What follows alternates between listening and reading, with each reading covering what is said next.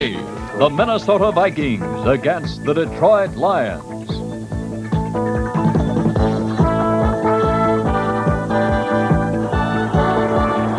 It is 31 degrees outside in Pontiac, but inside the Silverdome, it is 70 degrees as the Minnesota Vikings and the Detroit Lions meet in what could very well be billed the Desperation Bowl. The Lions have just lost the toss, so they will be kicking to Minnesota, each club coming in with the identical record of 7-7 in pursuit of Tampa Bay. Hi, everybody. I'm Vin Scully, along with Hank Stram, and with 80,000 people here at the Silverdome, looking forward to another thriller. The last time these two teams met, Minnesota pulled it out in the last 4 seconds on a field goal by Rick Danmeyer, 26-24. Eddie Payton, among other things, has busted a kickoff 99 yards for a touchdown against Oakland this year. Perhaps his greatest day, ironically, 4 years ago when he was with Detroit. Payton had his biggest day against Minnesota. Murray thumps it deep. And Payton will take it on the 1. And he is buried as he got across the 15-yard line, and there's a player down for Minnesota. Here's the way Minnesota will stack up. Tommy Kramer at the wheel trying to snap a 3-game losing streak. The Vikes have lost 5 out of 7. Ted Brown and Ricky Young, the running backs. Rashad and White, the wide receivers. Riley, Huff, Swilly, Hamilton, and Yari up front, and the tight end returning to the wars. He has caught 71 passes this year, the most in the NFC by a tight end. Joe Sensor, he was unable to play last week against Chicago.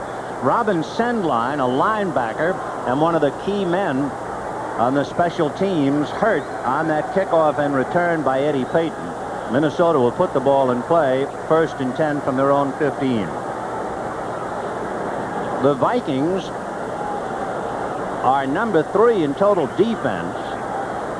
They are number 2 against the rush, number 9 against the pass. And they will be tested in a moment, and we hope that Robin Sendline is only shaken up. Sendline is a rookie from Texas, 23 years old, and evidently is in reasonable good shape. One thing we should note, Ben, is the fact that the last this team, talking about the Minnesota Vikings, have won 23 of 27 games that they've played recently, and that's really quite an accomplishment. In talking about numbers, to give you an idea, Hank, of the Minnesota problem today, the Detroit Lions are 12-2 in their last 2 years at the Silverdome, and their only defeats last year, they lost by 1 point to the Colts, and they lost in overtime to the Bears. They're undefeated this year. Here comes Kramer, 1st and 10 from the 15.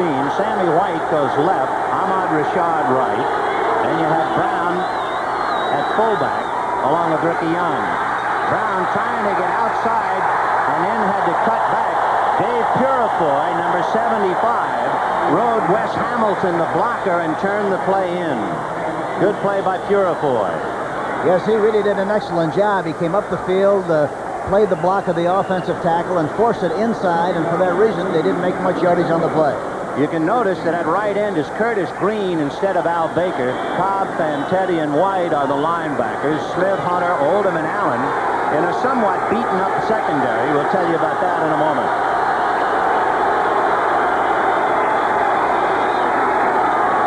Second down and 13. Kramer to Sammy White, who make the reception at the 22-yard line, and they'll give him a little more to the 23. Sammy White really did a good job that time. They were in bump and run. The left cornerback, Wayne Smith, was in bump and run with him. He hit him and then came back for the ball. Looks like he was covered pretty well, but he came back for the ball. They make the reception, and they have a pretty good start on the 1st down. So it is 3rd and 3. The ball is on the Viking 23-yard line. Terry LeCount is wide right. Rashad and White are slot left. Sensor is on a wing, and now there goes White in motion.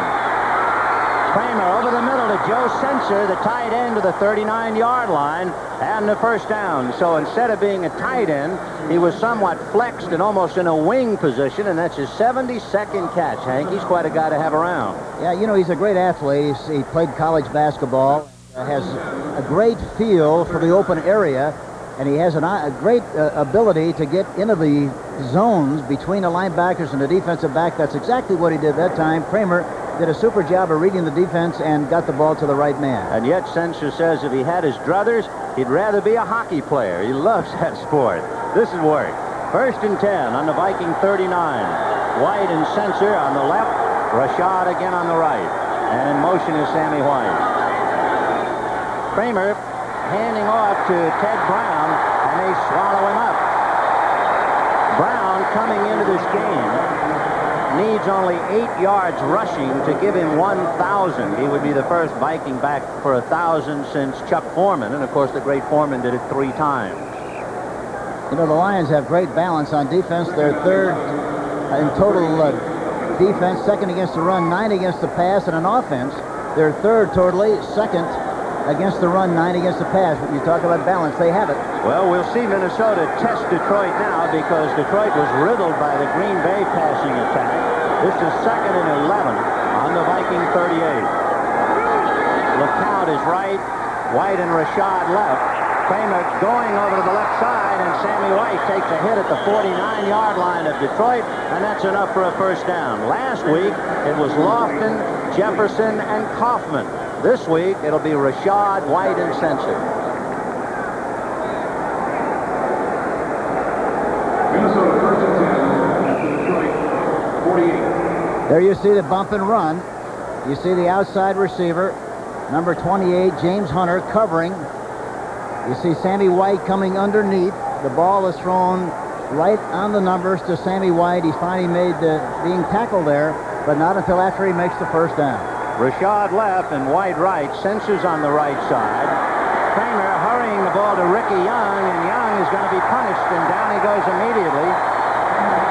Ray Oldham, who is quite a gutsy player. Oldham at safety is playing on 2 bad knees, number 23, and he's already had arthroscopic surgery on one of them, and Oldham is still out there playing on the rug.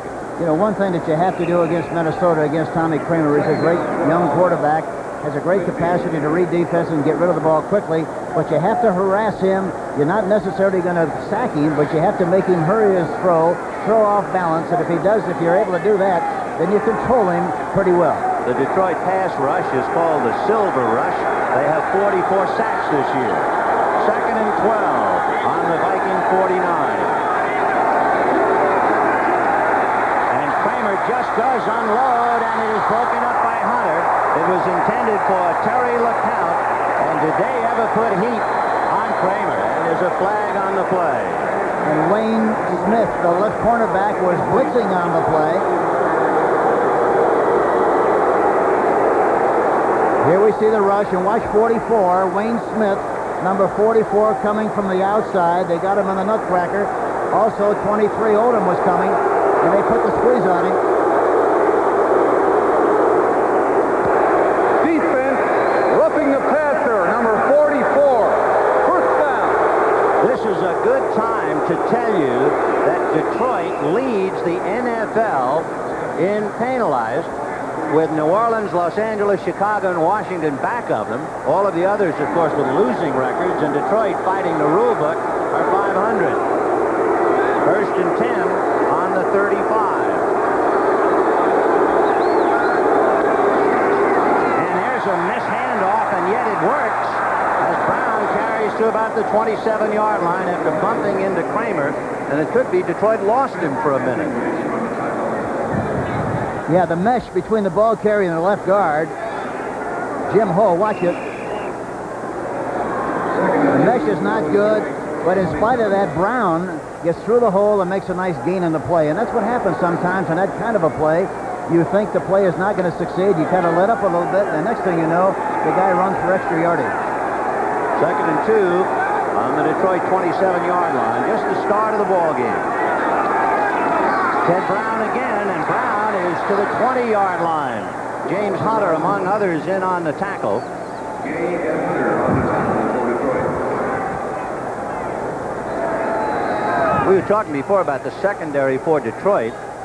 As we duck in a final, the Jets beat Cleveland 14-13, so the Jets are still very alive, and they have a big game next week with Green Bay. 1st and 10, the ball is just shy of the Detroit 20-yard line. Bud Grant has not lost 4 in a row since 1967. That was his first 4 as a Viking coach. Kramer, no good to censor. Flag on the play. Ray Oldham was there as Censor tried to make a one-hand catch. Preliminary signal holding against Minnesota. And it looks like it might be the right tackle, Ron Yeri. We'll see in a minute, but we'll find. It looked like it might have been the right tackle. Offense holding number 73. That's going to be quite a battle between Ron Yeri and Dave Purifoy. Purifoy, number 75, and Yeri, 73. Purifoy has 11 sacks to lead the Silver Rush. And they saw a lot of Purifoy when he played for the Green Bay Packers, so they've been at it for a long time. So now it is 1st and 20. The ball back on the Detroit 30-yard line. LeCount wide right, and White in a slot with Rashad on the left side. And Brown on a little screen. White tried to turn him in, and White had him in his grasp and lost him. Brown chased by Cobb, and Cobb drags him down at the 30-yard line. So White had him, that's Stan White, and Gary Cobb finally got him from behind. And White really did a great job of getting out into the area from his right linebacker position. A quick screen out here to the left side to Brown. And you watch White come into the picture. He kind of overruns the play a little bit, was not under complete control, not good balance. He missed the tackle. Brown escapes the grasp, runs all the way over to the right side, and is finally tackled by Gary Cobb. So it'll be 2nd and 20 from the 30-yard line for Tommy Kramer. Kramer, deep down the middle, no good. It was intended for Sammy White, and right there with him was Wayne Smith, number 44. Kramer knew exactly where he wanted to go. He got man-for-man coverage with Wayne Smith, number 44, covering.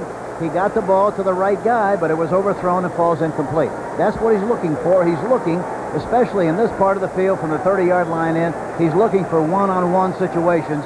With the great receiving they have, they feel they can lick anybody if they have the time enough to throw the ball. Ted Brown, the multi-purpose back, needed 8 yards to go for 1,000, and that's where he is right now. He has joined the illustrious Chuck Foreman in the Minnesota Bucks. 3rd and 20. And they'll go to Brown. And Brown is tackled at the 21-yard line, and it was White again who had him from behind. In looking at Wayne Smith getting up, we mentioned that the secondary is really beaten up for Detroit. Wayne Smith has broken his left thumb twice, and he's still playing. Ray Oldham with 2 bad knees, including arthroscopic surgery. Jimmy Allen had infected toes, and James Hunter broke his arm. That sounds more like the cast from MASH. And everything other than that, everybody else fine. Terrific. Here's Dan Meyer with Nord holding at the 30. A 40-yard field goal attempt. It is no good. So the Lions have held.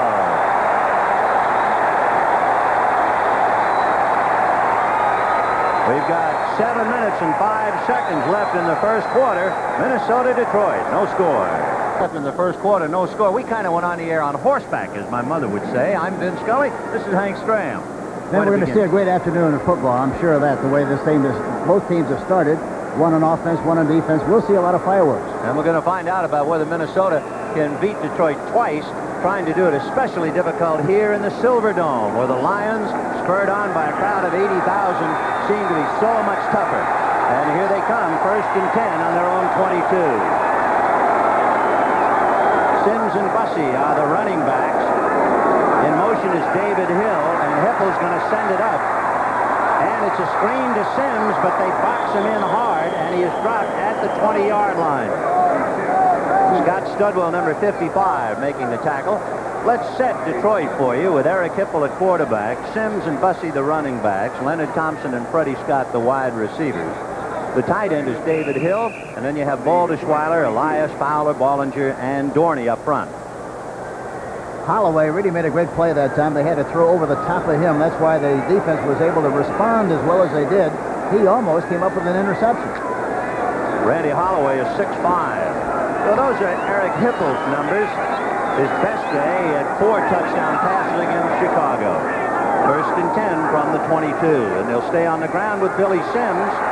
Bollinger blocking for him, and Sims carries across the 25 to the 26. Pretty good lead block by number 73, Russ Bollinger. And the key defensive lead was Tommy Hannon, number 45 from the safety position. Came up very quickly to make the play. Here's the way the Vikes stack up. Mark Mullaney, James Duck White, and Randy Holloway up front. The linebackers, Blair, Seaman, Studwell, and McNeil. At the corners, John Turner and Willie Teal. Kurt Knopf, the strong safety, Tommy Hannon at free safety. 3rd and 6, the ball on the Detroit 26-yard line. 5:38 left in the quarter, no score. Leonard Thompson and Freddie Scott go left. And with Scott in motion, Hipple bumping into Sims. They set a screen for Sims, and there he goes across the 35 to about the 38-yard line, where Keith Nord had to come up from his safety spot to hammer him. 1st down. You know, that time, Ben, the bump might have been very good for the success of the play, because the one thing you don't want to do is hurry over there too quickly. The bump slowed him down just enough for the linebackers to get more depth, and for that reason they had enough room, made the catch, got up the field in good shape, and made the 1st down. Good-looking play on the part of the Detroit Lions. So it'll be 1st and 10, the ball out on the Detroit 38-yard line. In motion is Fred Scott. Moving around was White, and Billy Sims is going to be stacked up at the line of scrimmage.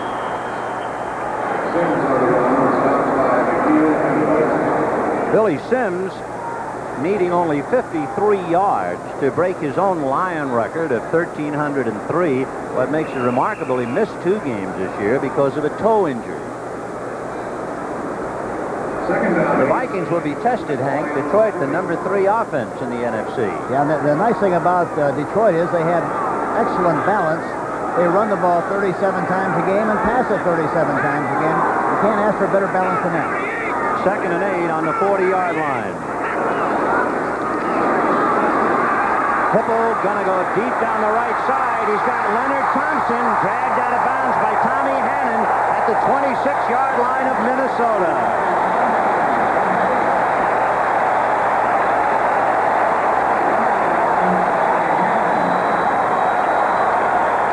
Leonard Thompson that time line up on the right side with Tommy Hannon, the free safety, covering.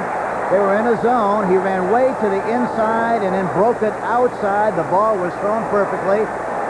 Hannon had a half of the field that time, did not have a third of it, just a half. Did not get to the outside in time. Big play, Detroit Lions. Leonard Thompson, 7 years out of Oklahoma State, makes a big reception, 1st and 10 on the Minnesota 26. And Hipple's going to stay upstairs. No good. In and off the hands of the tight end, David Hill, coming over from the right side. Hill unable to bag it. He had a big day against Green Bay in October. He caught 9, so he might very well be busy. Yes, and he comes into the game with 30 catches. That ball was thrown a little bit too high, which was obvious. That kind of a ball coming across the middle must be thrown from the shoulder pads down so you can make the catch and keep in stride. The minute you have to jump up in the air for the ball, there's always a possibility of a tip. That was a glimpse of one of the great kickers in the league, Ed Murray. 2nd and 10 on the Viking 26. Straight ahead and wide open is Vince Thompson, and he's across the 15-yard line to the 14. Vince Thompson, 1 year out of Villanova, and boy, he's a mover.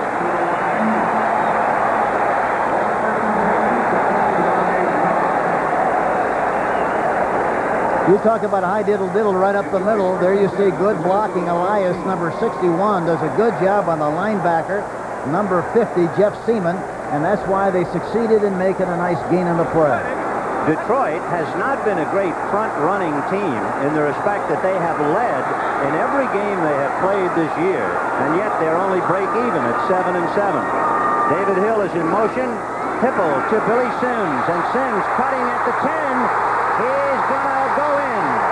Touchdown, Billy Sims.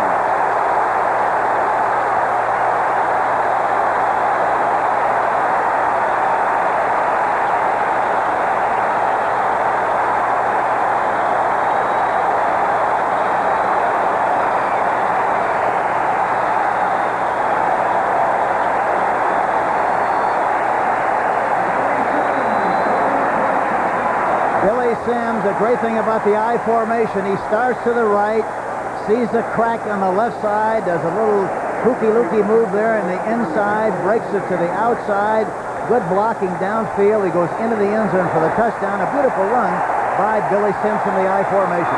Ed Murray is 38 for 38 in points this year. Make it 39.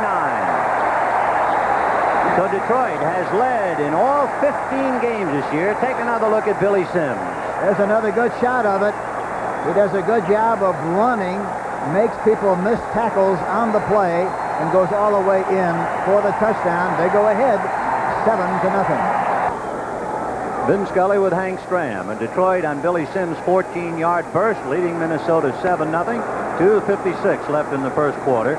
Ed Murray kicking, and there's the drive. The big play, a pass to Leonard Thompson that went to the Minnesota 26. It'll be fielded by Tony Galbraith, and Galbraith at the 4. Dragged down just about the 20-yard line. Alvin Hall, the first man to get down, as Tony Galbraith handles a kickoff. Detroit trying to keep the ball away from Eddie Payton. 7-0 Lions. 2:46 to the first. Tomorrow, another big day on CBS Sports with the NFL. Remember, these teams are still battling for wild cards. The Giants at St. Louis. Green Bay still very much alive, depending, of course, on the outcome of today's game, plus how Tampa Bay makes out tomorrow. And then in the doubleheader, Chicago at Oakland and Philadelphia at Dallas. Dallas already in the postseason play. Philadelphia trying to get in tomorrow. That'll be right here on CBS. First and 10 on the Viking 20-yard line. 7-0 Detroit. 2:46 left in the first quarter. Kramer low, no good for Ted Brown, and right there was Stan White, number 52, the linebacker who picked him up, coming out of the backfield. The last time these two teams played, back in September, Ted Brown caught 9 passes for 115 yards, so Detroit is very conscious of him. Yes, and the big thing, as I mentioned earlier, they must put pressure on Tommy Kramer, because if they just let him sit back there, read the defense, he likes to throw to the open man. If he has that opportunity, well, he is really murdered. So on a 2nd and 10, here's the way the quarterbacks have gone so far today. 2nd and 10 from the 20. Sensor, the tight end, is in motion. Purifoy looked loose, but he did not get to Kramer, and the pass hurried, however. It looked like Minnesota was confused on that, and they let a big dog loose in the backyard. Yes, that's exactly what happened. They showed up in front that there were going to be a blitz. Then right when the ball was snapped, they all released and went downfield. And there we see Curtis Green, number 62, the rookie from Alabama State, coming in and getting good pressure. He's got 4.7 speed, and they like him very, very much. Green, of course, playing for Al Baker. Baker out with a stomach pull, has 10 sacks, but he'll be unable to play. So it is 3rd and 10 on the Minnesota 20. In motion is Sammy White. And Kramer scrambled. Doug English brought him down. Doug English, number 78, making the tackle from behind. A big guy at 6'5" and 255, and that is his 9th sack of the year. Talking to Bud Grant before the game, he says specifically that Doug English has made a big difference because he gives them the good inside pressure that they haven't had. There you see English, number 78, making the sack on Tommy Kramer. Show you what kind of a day it is for the English family. His sister Tina sang the national anthem. So it's 4th and 16. The ball is back on the 14-yard line. Greg Coleman, whose best day punting was against Detroit. And let's see if there will be 5 yards tacked on. Delay of game. Yep. Coleman, his longest punt, 73 yards. It was against Detroit in their last meeting in September. In that game, Coleman punted 7 times and had an average of better than 50 yards a punt. That's really booming. Well, Greg Coleman kicking from the end zone. All alone is Robbie Martin standing back on the Detroit 49.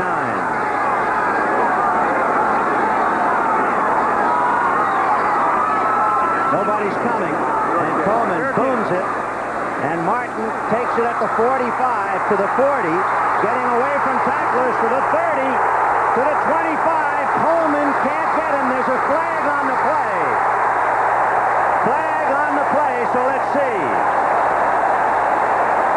Robbie Martin making the great return, and let's see if it'll go all the way in the books or not. The penalty evidently against Minnesota. Illegal man downfield, number 54 on the offense. Decline a penalty, touchdown. So a legal man downfield. Take another look at Robbie Martin, the rookie out of Cal Poly. He makes a beautiful run, got into traffic, went through the traffic, came out the other end, running to the outside, makes a little dipsy-do move inside on Coleman, goes into the end zone unmolested for the touchdown. Another 6 points for the Detroit Lions. Robbie Martin, he's only 5'8", 179-pounder from San Luis Obispo, Cal Poly. And the point, automatic. Ed Murray is 40 for 40, and the Lions are growling, leading 14-0 in the first quarter with 1:39 left. Keith Nord had a beautiful shot at the tackle. Number 49 just missed the tackle, and that's why he was able to go all the way for the touchdown. Jim Huff had a shot at him as well.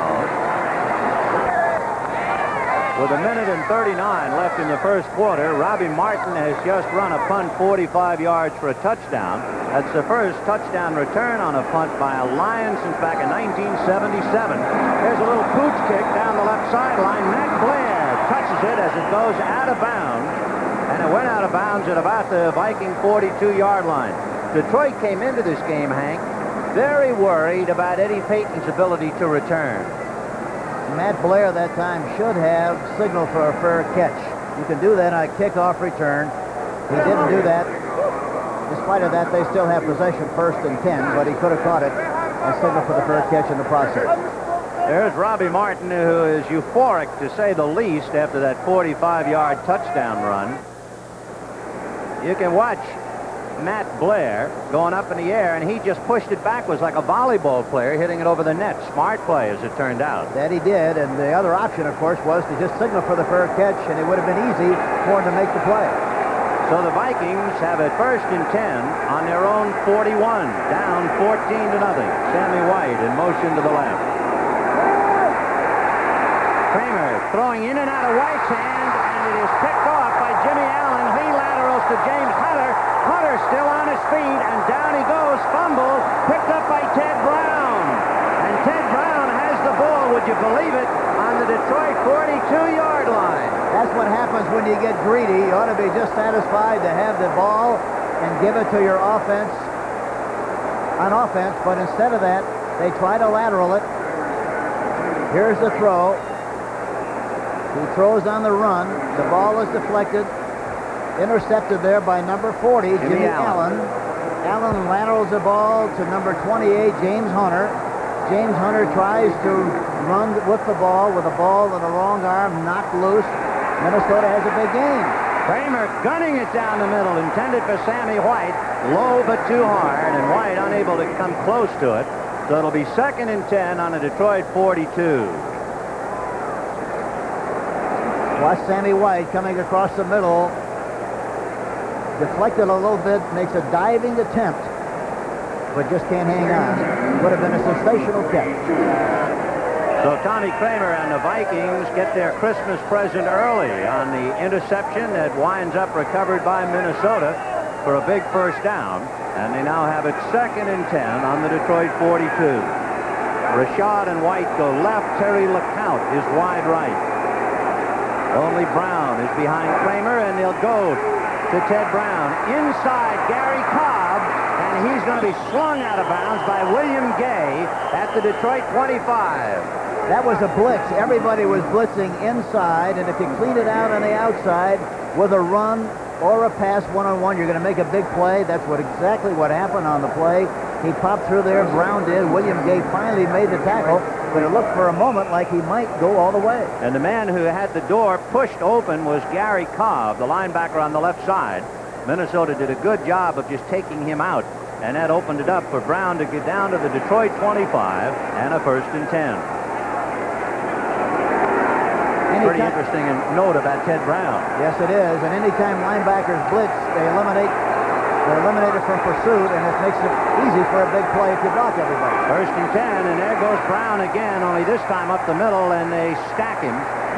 Maybe a gain of a yard or so at most. It'll be 2nd down, almost 9. Eric Hipple, the young quarterback who rose from obscurity after Gary Danielson, Jeff Comlow finally went by the boards. Hipple has done well. And Gary Danielson, the 5-year veteran out of Purdue, who 3 years ago had 5 touchdown passes against Minnesota. And now all he can do is root for Hipple. 2nd and 8 on the Detroit 23.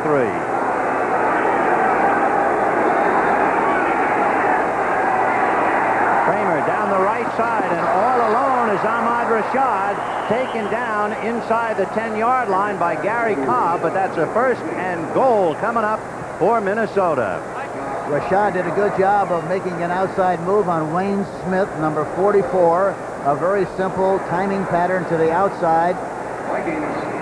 Tommy Crater delivers the ball right on the money. Here you see Wayne Smith, number 44, backpedaling. He makes a move to the outside. He drives hard, but he's looking back into the backfield instead of looking at Rashad, and that's why he didn't close the gap and make a better play on the ball. And the first quarter is history as Detroit leading the Minnesota Vikings 14-0. Rashad and White go left. Sensor, the tight end, is on the right side.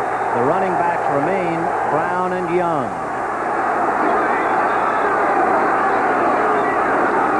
Ted Brown behind Young's block, and he gets to the 5-yard line. So Ricky Young blocking for Ted Brown. You know, 14 points seems like a big advantage. But early in the game, all it is really 2 big plays, and the Minnesota Vikings do as good a job of playing catch-up football as anybody in the league, and they're going to be dangerous. This thing is a long, long way from being over. Ricky Young coming out of the ball game. There you have Ted Brown all alone with Terry LeCount wide right, and Rashad and Sammy White on the left side. They got bump and run on the outside here. And they go to Brown, and he is hit hard at about the 4-yard line. Ken Fantetti, the middle linebacker, number 57, making the stop. Bud Grant, as we had mentioned, his first year as head coach for Minnesota, he saw the young Vikings lose 4 straight. They have not lost 4 in a row since that time, and he didn't want to have it happen now. That time they had Sammy White and Rashad on the left side in the slot formation. They were in bump and run. Looked like they could do some work over there. Let's see if they try to this time. Now they got a triple wing over on the left side. Joe Sensor, the tight end, is over on the left side. In motion is Sammy White. Kramer is looking to the left, throwing to Sensor, and the big tight end makes the reception for the touchdown. Sensor, who had a bad knee and couldn't play last week, catches his 8th touchdown pass. I hope we can see that again. He does a fantastic job of bumping off of Stan White, number 52. Watch him here. He bumps off and then slides into the open cavity. Watch it. There, you see him bump off and pops right in the open between the linebacker and the defensive back. A great play by Joe Sensor. It wouldn't have happened had he not done what he did as far as the bump is concerned. And for Tommy Kramer, his 26th touchdown pass, the new Minnesota record. He had already broken Tarken's record for yardage. And the kick by Dan Meyer is good. The last time they played in September, Detroit blocked a Dan Meyer point, but not this time, and he's 34 for 37. That's good-looking 25-year-old Joe Sensor, who just caught his 8th touchdown pass, a kid from Westchester State and a remarkable athlete. There's the numbers on the drive, but of course the big play was the interception by Jimmy Allen. He lateraled to James Hunter, who fumbled, and Ted Brown recovered, and that really got Minnesota going. The onside kick gets to about midfield, and that's all. And Detroit holding on to it. James Harrell, number 51, makes the recovery, and Monty Clark has his team now enjoying excellent field position as Harrell made a good save on the onside kick. I talked to Bud before the game. He said we're going to pull out all the stoppers. We're going to try everything we can try. This is a must game for us. We're going to do everything we possibly can to win it. There was a great illustration. He tries an onside kick. It did not succeed. Now Detroit has an opportunity with good field position. They have it 1st and 10 on the Minnesota 49. Leading 14-7, 13 and a half minutes to the half. In motion is Freddie Scott. They haven't thrown in the ball today, but they do now, and look out for him passing. He passes down the right, in and out of the hands of David Hill. So Freddie Scott cranked up his first pass of the year, and it was no good. You could sense that coming as he just stopped still when he took the pass from Eric Hipple. The reason you could tell he was coming, look how deep he is. He wants to make sure that he's deep enough. He throws the ball downfield, and it was one of those kind of passes that could have been caught at either end. It was upside down. Kurt Knopf comes very close to taking it away from the intended receiver right there, but David Hill's right hand deflected it. 2nd and 10 from the Minnesota 49. Hipple getting his protection down the middle, and what a hit on Leonard Thompson as he makes a great catch. Kurt Knopf almost knocked the numbers off his jersey, and Leonard Thompson makes a great reception. Watch Leonard Thompson, number 39, coming off the ball, forces a defensive back, number 37, Willie Teal, breaks in front of, in the middle area, had to leap for the ball, did a great job of hanging on once he did get hit, and they have a 1st down on the 32. 1st and 10 Detroit, leading 14-7. Scott right and Leonard Thompson left. Bussey and Sims, Dexter Bussey with Sims trying to block. Got away from Randy Holloway, and Duck White finally dropped him after a bounce-off attempt by Willie Teal. Not quite enough for a 1st down, but they're very close. They have to get just about to the 21-yard line for a 1st down, and they will spot it at the 23. Down is Jeff Seaman, the 10-year veteran from Stanford who has played in 4 Pro Bowls. Jeff Seaman going off with a bad knee, and we can show you how it happened. Here we see the takeoff. Number 70 gets off the ball in good shape. Keith Dorney, number 73, blocks the linebacker Seaman. On the play, Bollinger. 2nd and 2 from the Minnesota 23, and there's Billy Sims, and he's down to the 15-yard line, picking up the 1st down as if he was shot out of a cannon. And meanwhile, Minnesota very gingerly taking a look at Seaman's left knee. And it looked like that last play was a trap play with a guard pulling. Sims broke through there like he was shot out of a jet and made a nice gain on the play. Billy Sims, he has carried 4 times for 28 yards. Eric Hipple is 4 for 5 in passing. 1st and 10 on the Minnesota 15. 2nd man, that's Billy Sims with Bussey out in front. Mullaney is chasing him, and Mullaney got him from behind, number 77, along with Hannon and Blair. Well, you talk about a good angle and good pursuit. Mark Mullaney, number 77, as you mentioned, Ben, really did a super job of coming from the outside, from the inside out. Watch him. See, we get a picture here. You see Sims going to the outside. There you see Mullaney in hot pursuit, number 77, taking a good pursuit angle. Number 45, Tommy Hannon, also was instrumental in the good defensive play. You know, Mullaney is only 6'6" and 242 as he catches Billy Sims from behind. 2nd and 10 from the 15. Vince Thompson on a play-action fake by Hipple, and Hipple over the middle, no good. Intended for David Hill, but right there was Matt Blair and Scott Studwell. So they're trying to shut down the tight end. There's Jeff Seaman out with the bad left knee. The report, the preliminary report, is that Jeff has strained ligaments of the left knee and figures to be out for the remainder of the game. That means Dennis Johnson, a 2-year man out of USC, number 52, figures to have his hands full. Then it looks like the right cornerback, Willie Teal, is playing to the inside. For that reason, Scott ought to be able to do something to the outside if he continues to play the same way. 3rd and 10 on the Minnesota 15. Hill is in motion to the left. Hipple down the middle. Flag on the play. The catch was made by Horace King, but there are flags on the play. Horace King, a very good receiver, coming out of the backfield and hurting his right leg in the process. We'll get the interpretation of the flag from Ben Dreith, who is our referee. Tom Myers, the umpire. Horace King, 7 years out of Georgia. Defensive holding number 29. Calling a penalty. First down. Holding against John Swain, number 29 in Minnesota. We'll see Horace King pop open in the middle area here. Look, he looks to the left, Hipple does, and throws right down the middle to Horace King, who makes the catch and takes it right on down to about the 3-yard line. Now they're working on Horace King, who hurt his right leg. 1st and goal on the 2-yard line. Sims and Vince Thompson, the running backs. And it will be Hipple looking in the end zone, and he's going to get away from 2 men, but the 3rd finally gets him. He got away from Fred McNeil, lost the ball momentarily, and then stayed with it. Matt Blair finally got him. You know, Hipple is a running quarterback. We ought to remind you of that fact. He has 6 running touchdowns this year, Hank. Yes, and you know what happened on the play? They tried to bring Thompson all the way over on the other side, thinking he'd be wide open, but he wasn't. And in the confusion of trying to locate a receiver, McNeil was blitzing on the play, number 54, and he's lucky that he escaped without losing the football that time. So it is 2nd and goal. The ball is back on the 9-yard line.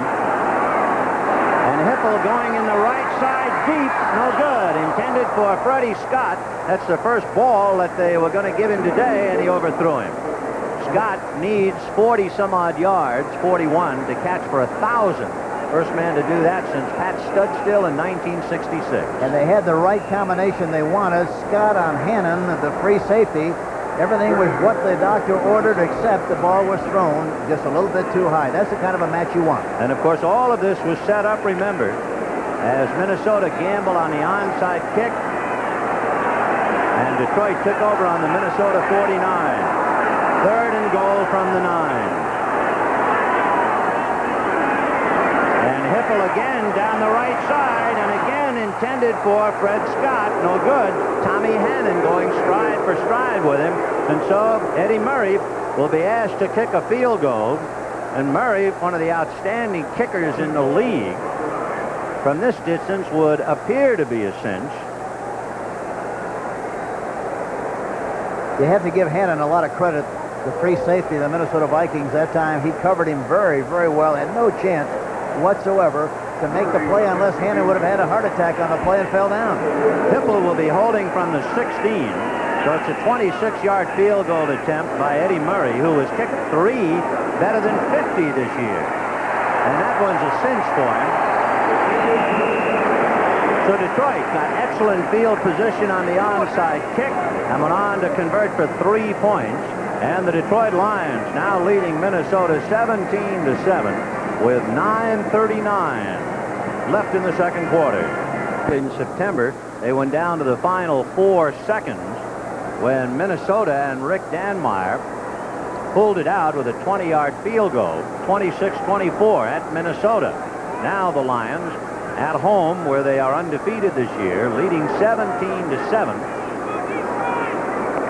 And Ed Murray teeing it up at the 35. One thing about Minnesota, they're a very resourceful team. They do a lot of unusual things, and somehow, some way, they have found a way to win as much as they have, which is a great compliment to Bud Grant and his coaching staff. The last kickoff went to Tony Galbraith. This one is going to be backed up by Eddie Payton at the 1, to the 20, and out of bounds, crossing the 20-yard line. They bring it out to about the 24. Hey, friends, a reminder while we have a moment, spend New Year's Day with CBS Sports. We bring you number 3 ranked Alabama against number 5 ranked Texas. Bear Bryant's Crimson Tide versus Fred Akers' Longhorns. All starts at 2 p.m. Eastern Time, right here on CBS. Tommy Kramer with the ball at the Minnesota 24-yard line. And his team trailing by 10. Those are his numbers so far today. And remember, even on the interception, he came up a winner when Ted Brown recovered James Hunter's fumble.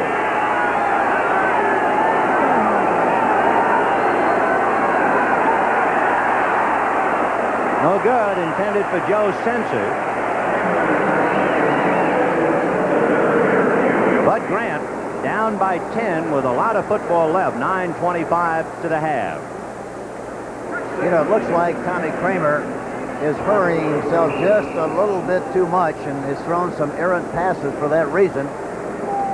The front four of the Detroit Lions put a lot of pressure on you, and even though they don't have many sacks, I'm talking about so far in this game, they harass the quarterback and kind of intimidate him a little bit, make him throw before he's ready. Kramer could very well be pressing because he has thrown 11 interceptions in his last 3 games.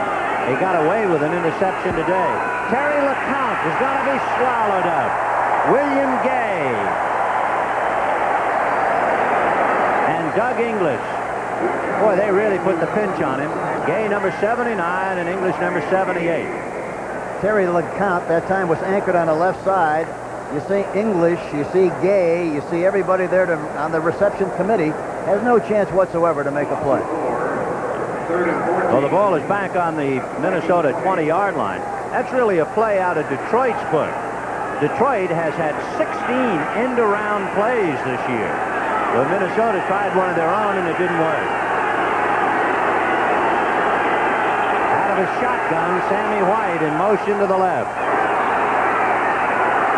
Kramer down the middle, and he's got Ahmad Rashad. Rashad was tripped up at the last minute by Jimmy Allen, but he picks up the first down at the Minnesota 39. Big play by Rashad.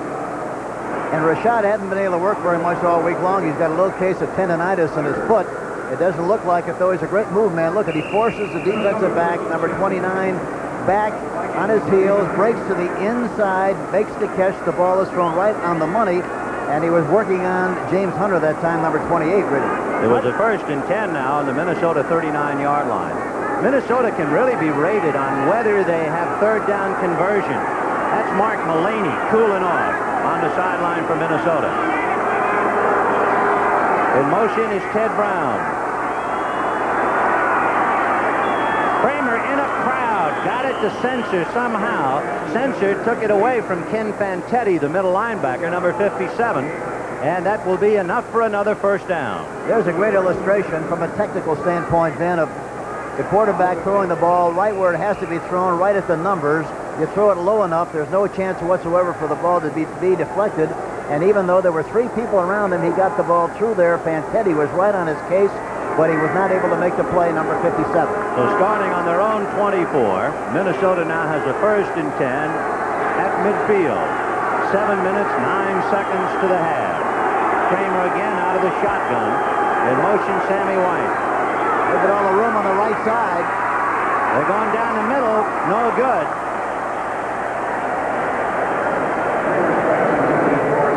Well, it'll be a 2nd and 10. It looked like Joe Sensor was the intended receiver, but the ball went by him like an echo. It sure did. And Terry LeCount was anchored on the right side, one-on-one, had plenty of room, and Tommy Kramer never looked at him at all and didn't get a chance to get him the ball. One of the great ones, Ahmad Rashad with Minnesota. You can see his receptions in pursuit of Harold Carmichael of the Eagles. And, of course, Carmichael and the Eagles have a date tomorrow right here with Dallas. And Detroit with 5 defensive backs in the contest at this stage of the game. Second and 10 from midfield. Tommy Kramer. Kramer faking and giving to Brown. Brown gets around Stan White and is finally hooked out of bounds at about the 42-yard line. He has to get to the 40-yard line. So they have 2 yards shy on that little bit of trickery. Kind of a version of the old Statue of Liberty play. He goes back in the pocket, makes a turn to the right. Stan White, number 52, is in hot pursuit, comes across the line of scrimmage, was not able to make the play, and Brown is finally knocked out of bounds on the far sideline after he makes very close to the first down. You know, when Minnesota wins, they convert 45% of the time. When they lose, they've converted only 30%, and they're after their 4th first down on this drive. 3rd and 2. Looks like something right. And it's Ted Brown lunging for the first down, and if they give him his forward progress, it would be across the 40, and that would be enough for a first down. So we'll see where they spot the ball. Very close.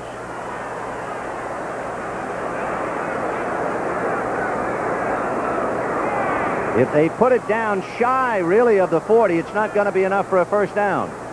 And it would appear now that they're going to put it just shy of the stripe. So it's going to be 4th down.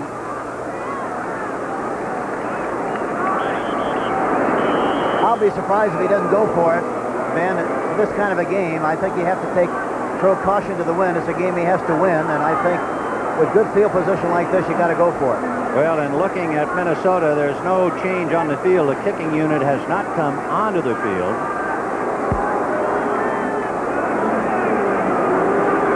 Now, Brewer, a tight end, number 82, coming into the ball game, so that would be a tip-off with Sensor and Brewer in the game, 2 tight ends that they would go for it. Bob Brewer, 3 years out of Montana State, who has bounced around. Waived by San Francisco, originally drafted by Houston. He was in the Dallas training camp. He played 1 game for the Bears, 2 years in the Canadian Football League. He's really been suitcase Bob Brewer. There you see people coming in and out of the game, getting plays to the sideline from Jerry Burns, who's sending him in. 4th and inches. Brewer will be the tight end on the left side. Sensor will be the tight end on the right side. Brown and Young are the running back. It is a 4th down in literally inches. Well, we'll see now. Big play for Kramer, and he's asking to back off and try it again. This crowd of 80,000 making it very difficult. The basic rule of thumb in a situation like this one with just a few inches is for the quarterback to run a quarterback sneak. Now, whether he'll do that or not, I don't know, but in most cases, that's the rule of thumb. Of course, Tommy Kramer has problems with his knees. He might not want to put him in that position, but that's really the formula that you usually express. In the entire season, if you're interested, Kramer has only rushed with the ball 8 times. The way they were lined up the last time, it looks like if they don't quarterback sneak it, they're going to run to the left. All right, Ricky Young and Ted Brown. Brown the fullback. And Kramer not ready, not with this noise.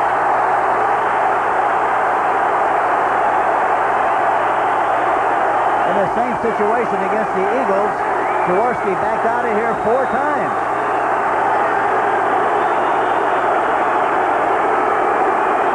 And now Detroit asking the crowd to quiet. By the way, remember all the consultation on the sidelines? What happened was there was a technical failure on the Minnesota phones from the bench to upstairs.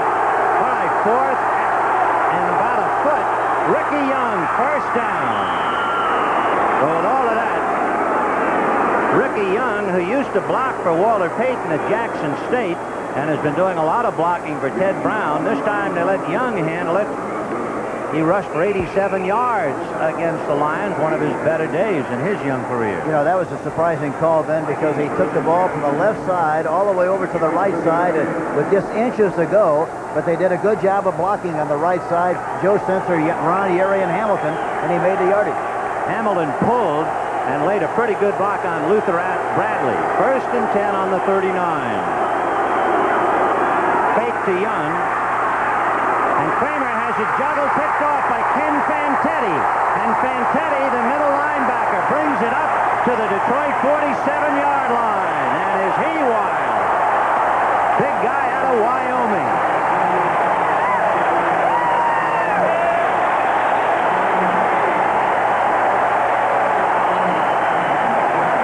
This is what we call a bootleg pattern.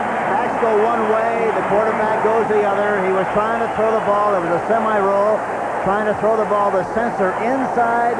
Fantetti, 57, does a good job of making the interception and doing a good job of running with it after he made the interception. Ken Fantetti's second interception of the year gives Detroit the ball on their own 47-yard line. 5.5 minutes to the half, and the Lions leading the Vikings 17-7. And you take a good look at the comparison. Look at that -14 for Minnesota. Here, let's take another look at that play. Watch Sensor get off the line of scrimmage. He's given a shot there by number 52, stand right. And normally Sensor does a good job of sliding. He normally would have slid to the outside. Evidently, he did not see Fantetti come in and make the interception. 1st and 10 on the Detroit 47-yard line. David Hill in motion to the left. Here goes Billy Sims. Fred McNeil turning him back the other way, and there he goes the other way. To the 45, 40, 35, 30. Scott Studwell dragging him down, along with John Turner. That's what you get when you turn a play on Billy Sims. And a game of Fowler, number 65, really made a great block. I don't know whether we'll see it here. Here we see Sims going to the left. Whoop. He goes back to the right side. Couple of missed tackles. Number 72, White, missed the tackle. We can't see the block by Fowler, number 65, but he really made a beautiful, beautiful block. So it is 1st and 10 on the Minnesota 30-yard line after a fine run by Billy Sims. Sims with Bussey giving the ball to Freddie Scott. And Scott at the 30, still on his feet. And he'll go down at about the 27-yard line. So some trickery that time from Bussey to Freddie Scott on the end around. We mentioned that going into this game, Detroit had 16 times they used reverses or end arounds. Then they had another one. Yes, that's a little bit of recess football, but in this kind of a game, it's a lot of fun to see, and it can be very, very effective. It's skins against the shirts here. Oh, here we go again. Great play by Billy Sims, running to his left. There you see him. McNeil, number 54, overruns the play, decides to go back the other way. White misses. See if we see. There's a beautiful block. We saw the beautiful block by Amos Fowler, number 65. Rick Kane and Vince Thompson in the backfield. Flags on the play. Pipple deep in the end zone, intercepted by Kurt Knopf in the end zone for a touchback. But wait now and let's see about the interpretation of the flag. Penalty marker on the field. It looked like there was a little scuffle on the other side. Offside, Minnesota. Offside. Yep. So it's against the Vikings. Preliminary signal. And of course, Kurt Knopf, who picked off the pass in the end zone, quite bitter That thing. That will move the ball to the Vikings 23-yard line. Defense. Number 75. Offside. So that's Randy Holloway trying to get in there. And the 4-year man out of Pittsburgh. The 75 was caught. That makes it 2nd and 3. The ball is on the 23-yard line, Minnesota. There you go. Okay. Leonard Thompson wide right. Freddie Scott goes wide left. And they go to Billy Sims. He got behind a Dexter Bussey block. He got down to the 18-yard line. Dexter Bussey, number 24, opened the door. And Billy Sims moved for the first down. At that time, Bussey, number 24, was a lead blocker that time. He knocked the defensive player beyond the hole, and Sims has such great cutback ability. He takes advantage of it. Watch it here. He sees the seam. Bussey was blocking McNeil on the play. Didn't really get a big piece of him, but did enough to keep him from making a play on Billy Sims. And the roar of the crowd, Billy Sims has broken his own record last year. He has now rushed for 1,307 yards. Vince Thompson cutting back. right into the arms of Scott Studwell, number 55, and Studwell drilled it. You know, a moment ago, on that block by Dexter Bussey, it's nice to point out, Bussey is the all-time rusher in Detroit history. He broke all retailers' records, but then he moved over to fullback when Billy Sims came. So a great rusher doing a good job in a secondary role, and he certainly should be commended. That's a great illustration of a player making every personal sacrifice necessary for team success. That's what it's all about. It doesn't make any difference who does what as long as you win. And this is what Detroit is trying to do here today. Second down and a long 7 is Hipple. And the 15, he can't find anybody. And Hipple has gone out of the 10 and might have picked up the first down. He did. He just did get across the marker for the first down. And it will be first and goal from the 8. And Billy Sims, number 20, did a good job of blocking downfield. Well, watch Hippo goes back into the pocket with his first purpose of trying to throw the ball inside, but he runs out of the pocket. Watch Billy Sims, number 20, block McNeil just enough where he's able to make the necessary yardage for the first down. Good play by Sims. Now, Eric Hipple, who has rushed for 6 touchdowns this year, rushes for first and goal at the 7. Thompson is in there again, and he'll be blocking for Billy Sims, trying to go outside, and coming from behind was Duck White, and meeting up front was Tommy Hannon, and they dropped Sims in his tracks. Watch Sims again on the flush out of the pocket by Hipple. Watch 20, box number 75, first Holloway. Then he sees Hipple take off and run. He hustles, gets another good block downfield on 54, and enough room for Hipple to make a first down on the play. He got away with it. And then went downfield and threw another block at Brett McNeil. So to second and goal, the ball on the Minnesota 7-yard line. 17-7 in favor of Detroit. And we're down to 2 minutes now. Out of the half. The last time they were in this position, they got a little fancy and threw the ball. A couple of times, Sims came off the field a little disappointed. See if they try to run it in this time. On a second down and 7. Freddie Scott and Leonard Thompson wide left. Bussey and Sims. And Hippo on a roll with Bussey blocking for Bussey. Other way, he touchdown. Freddie Scott.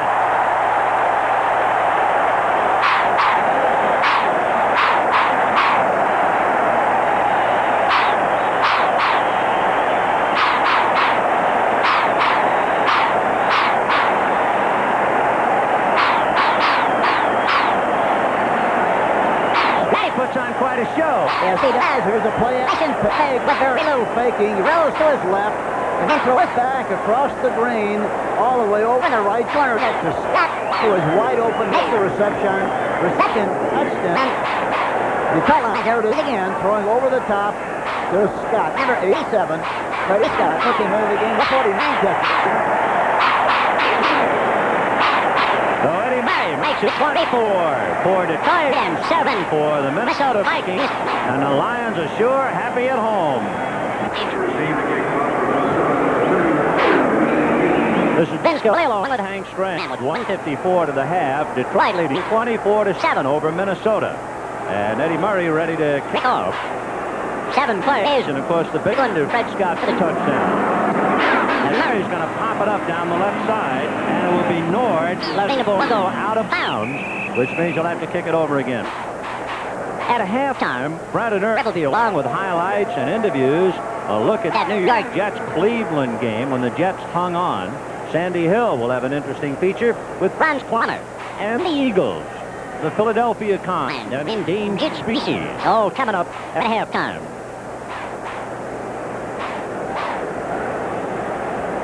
So Detroit will have the ball at their own 30-yard line, and Eddie Murray will kick it again.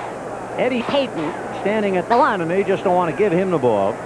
Keith Nord is to his left. Tony Galbraith is to his right. As we mentioned earlier, Payton had busted one for 99 yards earlier this year against Oakland, and ironically had the greatest day of his career as a member of Detroit. When he was playing with Detroit, he had a 98-yard kickoff return for a touchdown, an 87-yard punt return for a touchdown, all against Minnesota. And now, of course, he's trying to return the favor. Tony Galbraith is no slouch back there either. He can run him back. And that one is over Galbraith's head, goes into the end zone. Now they bring it out to the 20-yard line on the touchback. and they're just not going to let Peyton touch the ball. They kicked the glove ref in the first quarter. If they can help it, Peyton's never going to touch it. 1st and 10, Minnesota. On their own 20-yard line with a minute 54 left in the half. 24-7, Detroit. Tommy Kramer, who came into this game with 11 interceptions in his last 3. He has thrown 2 but got away with 1 of them. And Monty Clark sitting on top of that 17-point lead.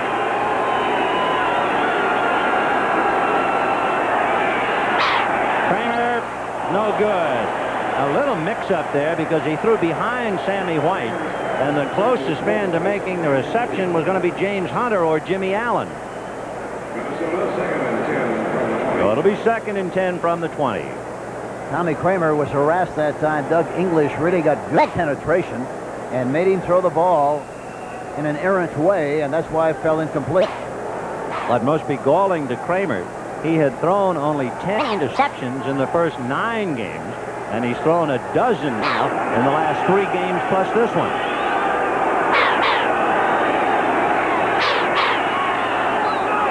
No good, intended for Rashad. James Hunter was the man to break it up. You know, sometime when you hurry yourself as a quarterback, here's Rashad breaking to the outside. The ball is thrown a little bit behind it. And number 20, James Hunter, knocks the ball loose. But sometimes, you know, when a quarterback starts to throw before he's ready, his feet are not in a position where they should be. And for that reason, he did not throw the ball as accurately as he should. You see all the wrapping on James Hunter's left arm. He broke that left arm and missed 3 games. 3rd and 10 from the 20. Out of the shotgun. No good. Sammy White. Interesting, Sammy White and James Hunter were teammates at Grambling. In fact, you might remember the story. Sammy White almost drowned in Hawaii, and James Hunter and Sammy White were both swimming at the same time, and White was rescued by the team trainer. A rather fateful day for Sammy White, and now, of course, he and Hunter are head-to-head in opposition. 4th and 10 from the 20, and Greg Coleman punting from the 5. Robbie Martin, who ran a punt 45 yards for a touchdown, is standing on the Detroit 36. And he will come up to get it at the 42. Fumbled, and it is recovered, I believe, by Minnesota. It is. So from the penthouse to the basement, Robbie Martin goes for a touchdown on a punt and then kicks one. And watch what happened. Robbie Martin didn't catch the ball high enough. He was too low. He's got to catch the ball up by the number so he could see it into his hands. That time he tried to catch it about belt buckle high. Anytime you do that, you're going to have trouble, and that's exactly what happened on the play. That's why he fumbled. You see them applauding on the sideline and shaking hands with Henry Johnson, number 53, and the man who was primarily responsible was John Swain, number 29, who went down and made the tackle that caused the fumble, and then Swain dived into the pack and recovered. 1st and 10 on the Detroit 44 with a minute and a half left in the half. So Kramer gets a big break to see what he does with it. He's going to go for all of it. No good. Intended for Terry LeCount. Driving there right with him was Hector Gray. And the way they're playing defensively with 5 defensive backs, it would be appropriate, I think, then, to throw the ball inside. It looks like they're very concerned about the outside area. It looks like the inside might be vulnerable, and they might be able to make a big play down the middle. Well, I think Tommy Kramer psychologically trying to catch Detroit a little down after the fumbled punt. So he went for the distance, so LeCount didn't get it, so now he has it 2nd and 10 on the Detroit 44. It is 24-7 Detroit, and Minnesota, a very good team, scoring in the first half with Kramer.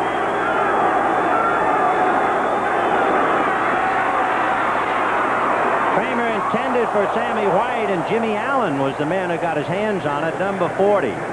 You know, the Vikings, in the last 2 minutes with Kramer at quarterback, have scored in 16 games in the first half. So with 1:20, whatever the magic is, he got a big break, and we'll see if he can do it again. Well, that's the great thing about a team that throws the ball as well as they do. They have a great variety of things in their arsenal as far as how they throw the ball. They're very, very adept at throwing within the framework of the 2-minute offense, which you just mentioned, but I don't think anybody in the league does a better job than this team, and so many teams really do a great job of that.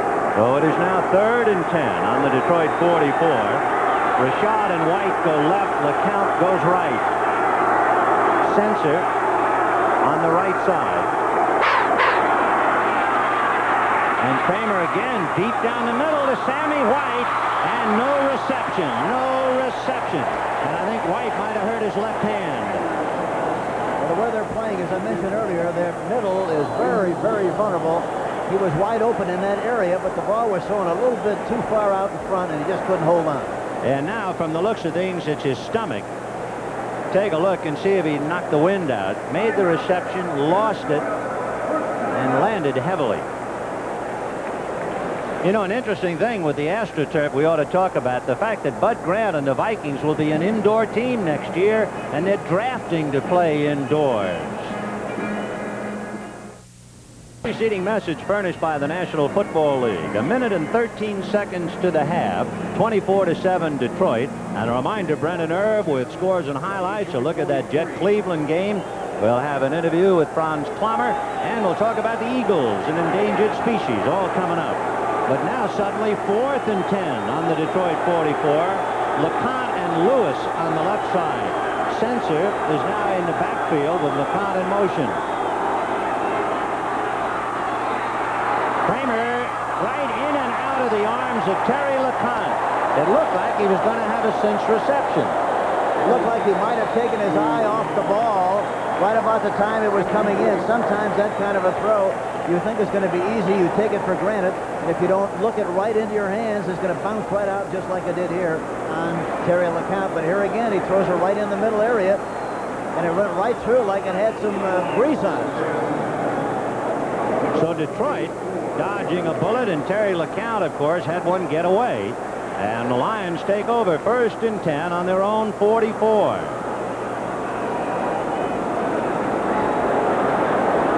1:07 to the half. Detroit 24 and the Vikings 7. Freddie Scott goes left. Leonard Thompson goes right. Both backs release.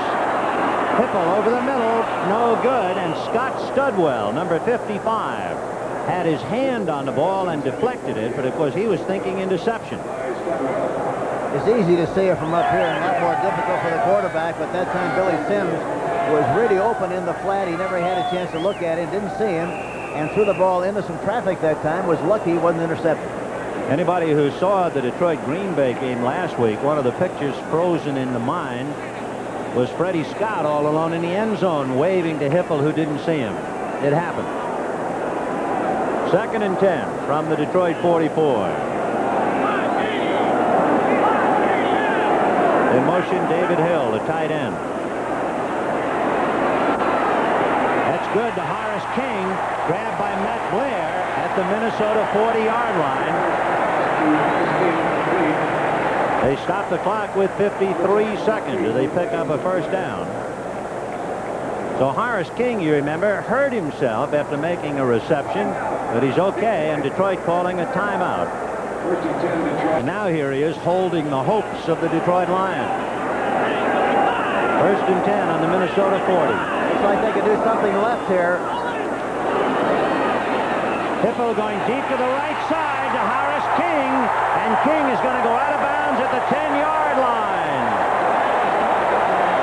Keith Nord, the safety on the left side, trying to stay with him and couldn't do it. Here you see a blitz on the play. Number 59 coming on the play. Doesn't get to the quarterback. The ball is thrown right outside to Horace King, who makes the catch and is finally knocked out of bounds by Keith Nord, number 49. So Horace King, a fine receiver, has caught 3 balls today. He has caught 21 for the year. And Eric Hipple now with 46 seconds driving for another touchdown. In the end zone to Leonard Thompson. Touchdown. He beat Willie Teal.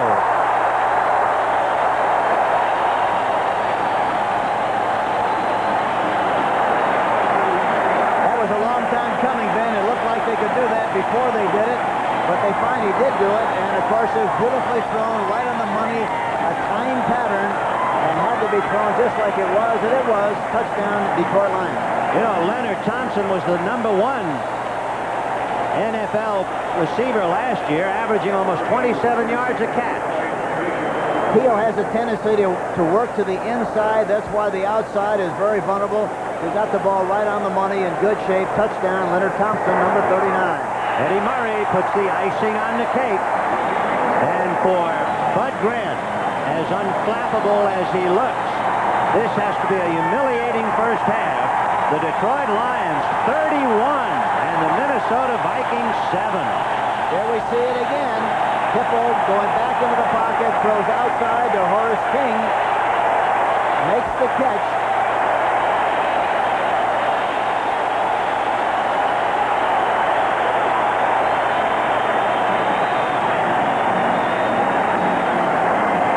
Well, in all truth, Detroit had one victory this year with the 12th man.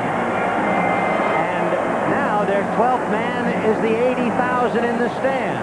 And what a job. That's so true, and I have to correct myself. I inadvertently said Horace King instead of Leonard Thompson on the playback. So it is 1st and 10 for Minnesota, somewhere on this field in the delirium of Pontiac Silverdome. 31-7 Detroit with 39 seconds to the half, and Eddie Payton is still trying to get his hands on the football. Leonard Thompson, who caught a 94-yard touchdown pass earlier this year, has now caught 2 for touchdown. And this time, Payton will have a chance from the 1. Still on his feet out to the 25. So Eddie Payton, who is the older brother of Walter Payton, brought down by James Harrell, number 51. 33 seconds. And, of course, this is why this game is so important. Minnesota and Detroit, each 7-7. Tampa Bay playing San Diego tomorrow, leading at 8-6. And, of course, Tampa Bay is sitting as an ideal situation because they have the best record in the conference as well as in the division.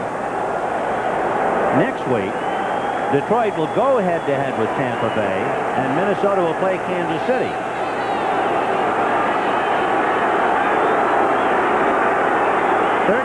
Seconds to the half for Tommy Kramer. And he's going to stay on the ground, and Ted Brown is going to be dropped at the 25-yard line. Before that play even had a chance, Doug English, number 78, was there to bury him. If Detroit should win, and of course they're leading handily, their position now will be out of their hands, because tomorrow, if Tampa Bay should beat San Diego, there's not a thing Detroit can do about that. And Tampa Bay would clinch the West, or actually the Central. However, if Tampa Bay should lose tomorrow, then Detroit will have a chance to knock them off right here, as you look at Leonard Thompson. And we saw a great game last week with Tampa and Atlanta. Tampa played extremely well, both offensively and defensively. They're coming on strong. They're healthy. It'll be an excellent game. So Detroit still has a glimmer. Of course, Minnesota, to win the title, would have to not only win today, they'd have to beat Kansas City. Tampa Bay would have to lose, too. And for Bud Grant and Minnesota, they have dropped back now, 31-7 Detroit, with 28 seconds to the half. Tommy Kramer, in his early days at Rice, they said his idea of football was chuck and duck. He's had to chuck and duck today. Shotgun from the 25.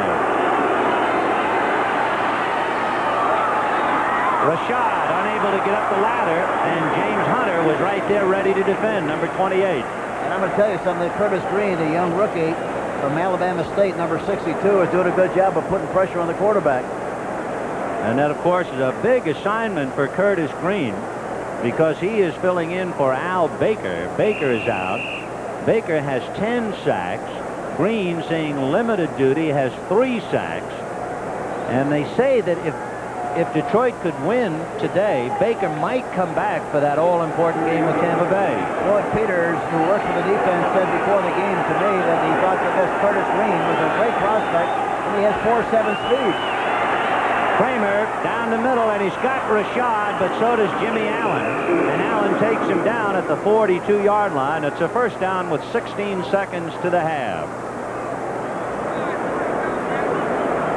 In the comparison of the plays, even though Minnesota has had the ball more times, it's the old story, Detroit has done more with it. Yeah, they've taken advantage of the opportunities they've had, and that's the big important thing, that you must, even though you have good field position, it doesn't do any good to have field position if you don't take advantage of it. Well, it'll be 1st and 10 for Minnesota on their own 43-yard line. That's Wade Wilson, the rookie out of East Texas State, number 11, who's backup to Tommy Kramer. Kramer getting the report. And in a moment, with 16 seconds left, we'll see whether he can hit on one. And, of course, Detroit doing a great job in bottling him up. Kramer so far is 10 for 26 for 100 yards. But they have put a lot of heat on him, and he's been intercepted twice. One thing about a guy like Kramer, he might have a bad quarter or a bad half, but he's got the capacity to come back. He's a fighter, great competitor. He's got the capacity to come back and make things happen, and that could happen. A lot of things could still happen in the second half. And that'll be the schedule to keep you company at halftime. So with 16 seconds left, 1st and 10 on the Minnesota 43. Rashad is right. Lewis is left, and LeCount in motion.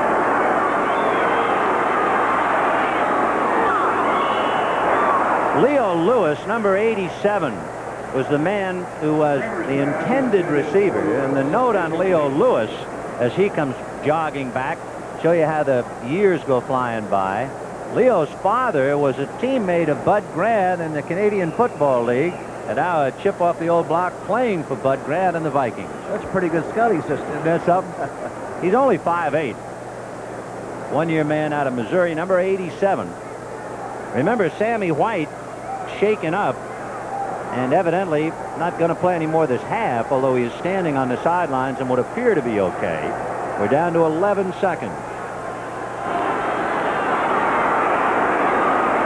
Kramer gonna throw it high and deep, broken up.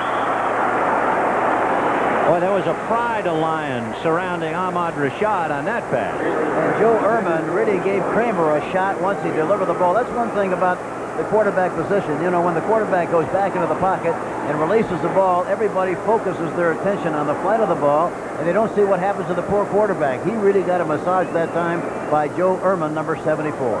So Kramer, who is well put together, he's 6'2", 205-pounder, able to absorb the hit by Ehrman. Now you have a 3rd and 10 on the Minnesota 43. Remember, Kramer, the last time they had the ball, had a 1st and 10 on the Detroit 44 after Robbie Martin's fumble, and he went 0 for 4 with one pass going right through Terry LeCount's arms. And they're going to give it to Ted Brown. And Curtis Green has him by the shirt tail. And that's the half. Curtis Green, the rookie out of Alabama State.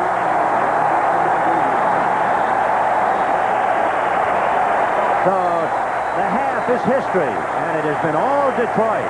The Lions 31 and the Vikings 7. That's all right.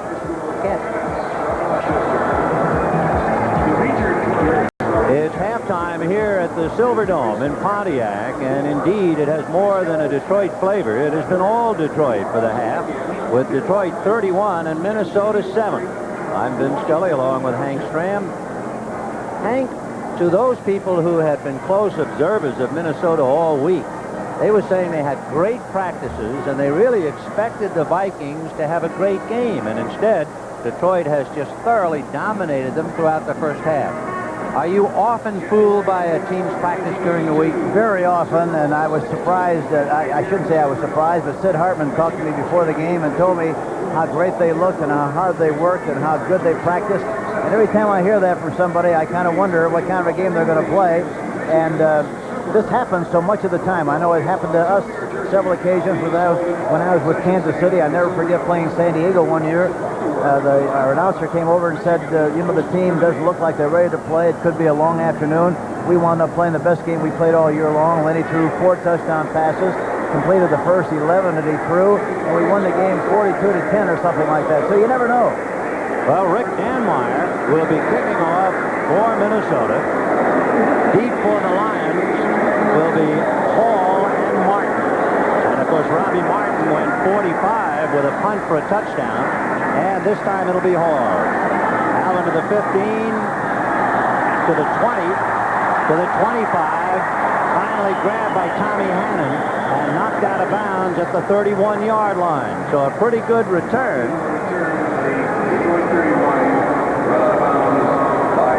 Here's the quarterback comparison again, with Hipple holding his own in all departments, and Kramer with 2 interceptions, although he got the ball back on one of them, remember. The resultant lateral and then fumble and recovery by Minnesota.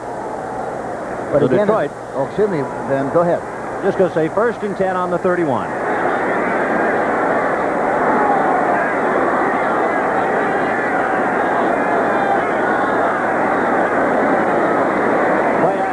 To Billy Sims, and Hipple intending his pass for Leonard Thompson. No play there. John Turner was all over him.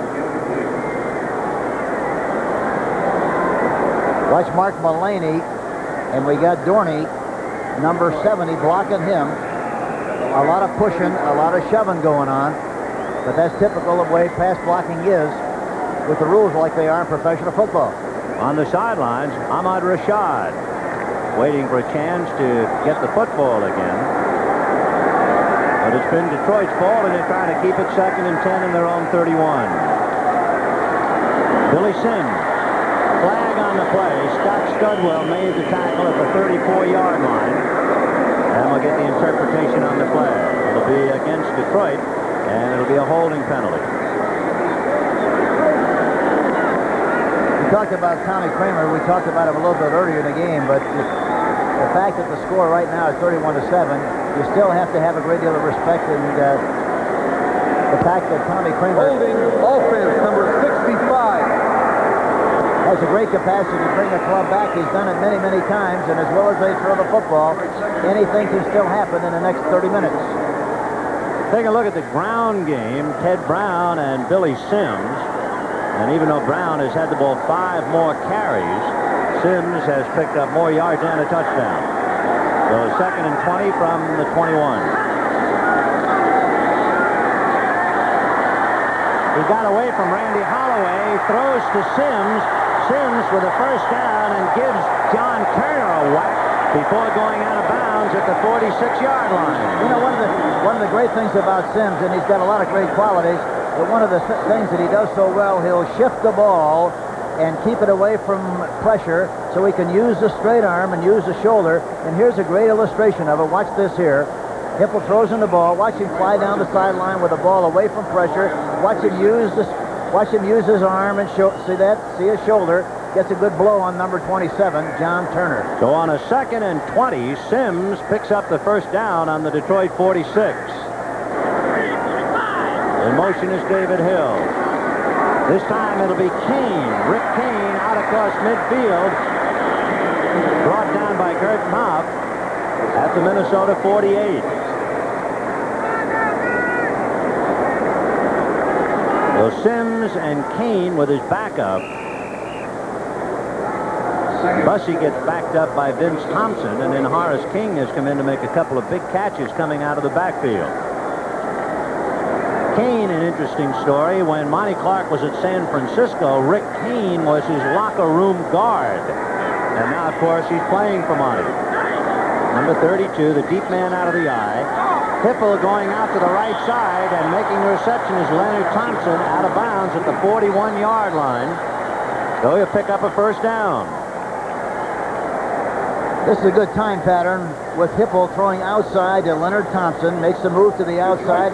The important thing is that he gets his head around so quickly. The heaviest part of the body is the head. If that comes first, everything else will follow, and that's the reason the execution of the play was as good as it was. So it is 1st and 10 on the Minnesota 41. Remember, Detroit started on their own 31. They were back to their 26, and they're now in high gear.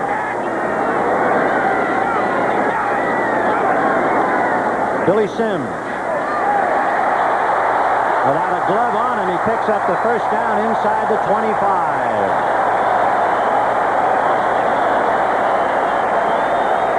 Amos Fowler, the center, shaken up. Billy Sims really shaking Minnesota. Yes, and that time Homer Elias, number 61, the left guard, was pulling on the play. Watch him. Number 61, the left guard.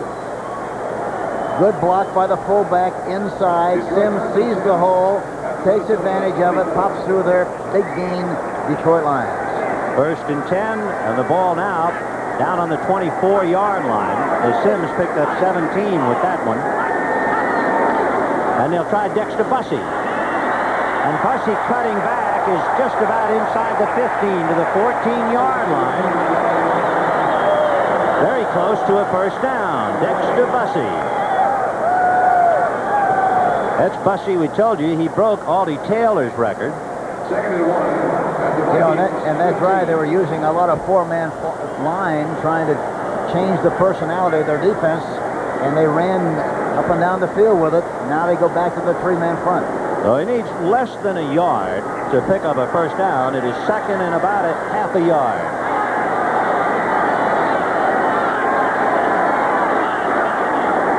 Still in motion, Kane and Thompson, the running backs. And Hipple going to set a screen, and that's to Vince Thompson. And Thompson picks up the first down and gets it down to about the Minnesota 7 or 8. And Monty Clark seeing everything go his way.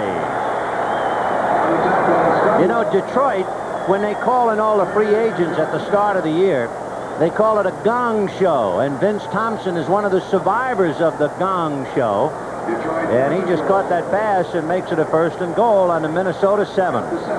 Monty Clark has gotten a lot of abuse here in Detroit for the way things have gone, but he's done an outstanding job, especially bringing the team back and keeping them on an even keel. Eric Hipple keeping them on an even keel indeed. 1st and goal from the 7. Freddie Scott in motion to the right, and they'll go to Billy Sims, and he's to the 4-yard line. So Sims picks up 3.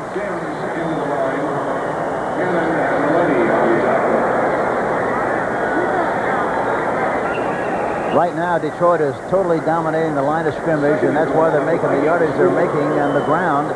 They're doing a good job up front, and that's what's going on at this particular stage in the 3rd quarter. The biggest day Sims ever had against Minnesota was in his rookie year in September. He carried for 157 yards. He now has 77. And here he goes again. And they stop him inches short of the goal line.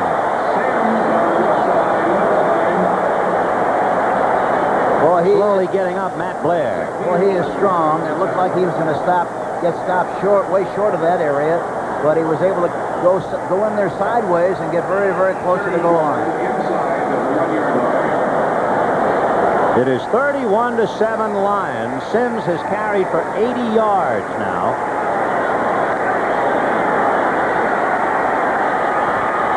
Third down, and the ball is on the 1-yard line. Bussey and Sims. In motion, Leonard Thompson. Sims. Oh, they stopped him.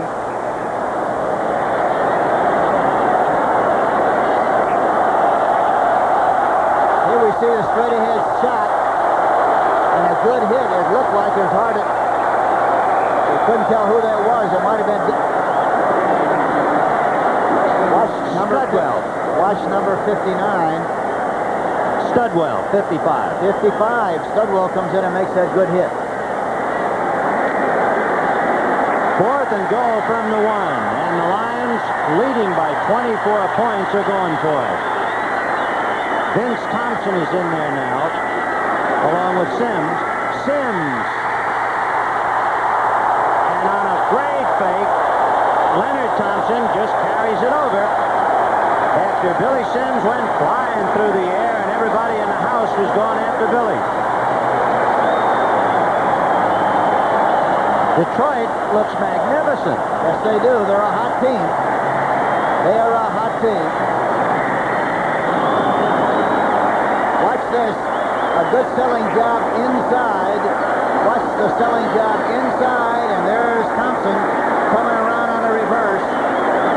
They take a whiff inside, and he twinkle toes into the end zone for the touchdown. Leonard Thomas. Leonard Thompson. Eddie Murray trying to come up with his 38th point, and he's right on the money. The Lions 38, the Vikings 7, and there's 9:22 left in the third quarter. 38, Minnesota 7, 9:22 left in the third, as Detroit scored again on 11 plays. Leonard Thompson on the end around coming over to take it in. And everything Detroit does now has come up golden. It'll be Nord taking it at about the 6-yard line. And he is upended at the 40-yard line. He is hit by Robbie Martin, number 83, who normally returns. Tomorrow, the NFL Today will kick it off. A big day for the NFL on CBS Sports. The Giants will be at St. Louis, Green Bay at New Orleans. And then the second part of the doubleheader, you'll have Chicago at Oakland and Philadelphia at Dallas. That's tomorrow right here.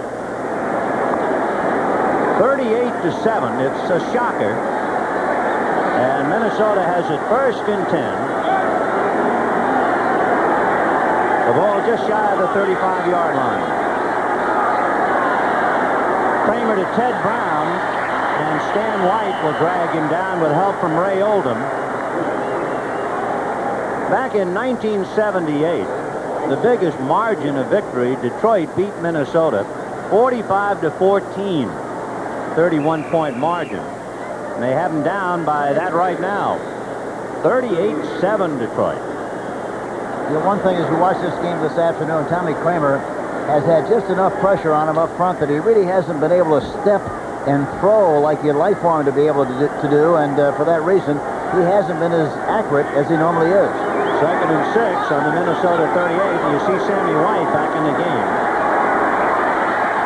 Kramer going to censor, broken up. Gary Cobb, number 53, over there had his hand on the ball and knocked it down. So Joe Sensor, the intended receiver, and Cobb, 3 years out of SC, almost picked it off.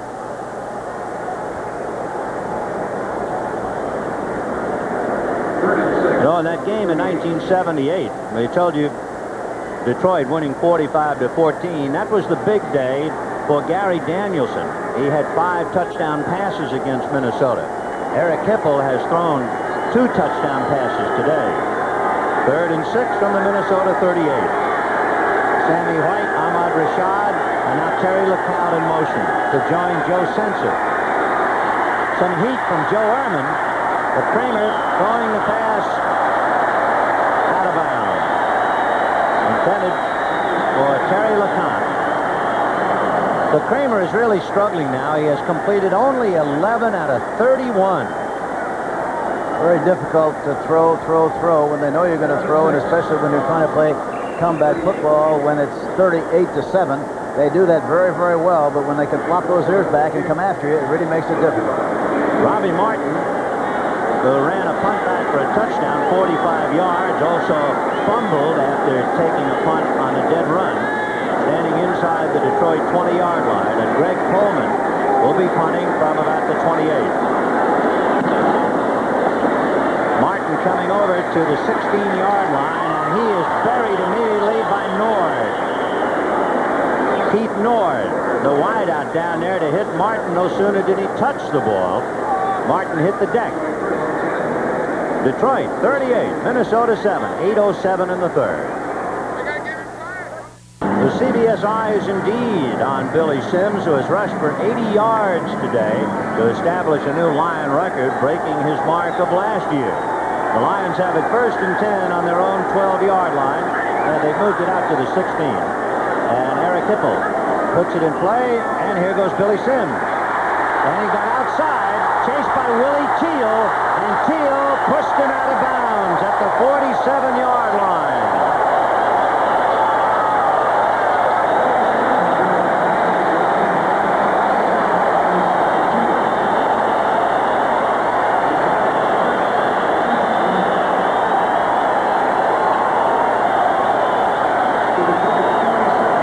Sims with one burst goes 35 yards to get him over the 100 mark. 121.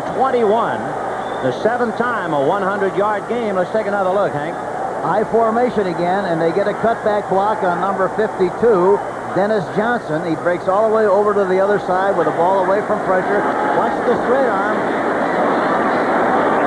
In live action, in the middle of all of that is Vince Thompson, who's being drilled to the ground. He got the ball just about to the 49. You know, the amazing thing about what happened in the first half, Ben, you talk about how important 1st and 10 is. The Detroit Lions had the ball 17 times on 1st and 10 and made 4 yards or more only 3 times.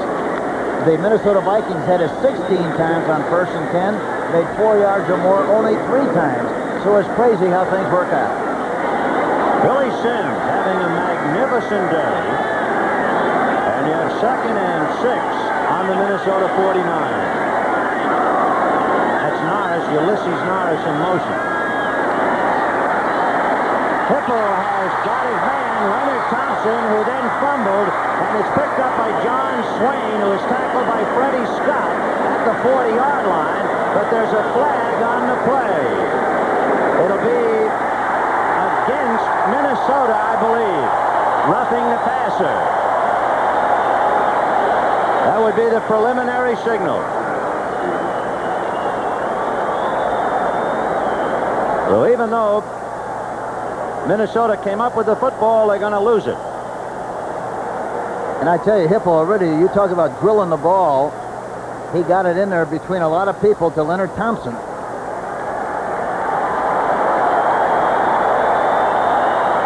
To the 34 of Minnesota. We'll find out who roughed Hipple. Defense, roughing the passer, number 65. That's a first down. That's Neil Elshire, who's a rookie out of Oregon. And here's the reception. Watch Thompson going down the numbers, breaks to the inside. The ball is thrown right at the shoulder pads. Between 3 people, the ball is jarred loose, but there's a penalty on the play. 1st and 10 on the Minnesota 34. Rick Kane trying to spin out of the grasp of Matt Blair, unable to do it. Maybe picked up 2. It'll be 2nd and 8.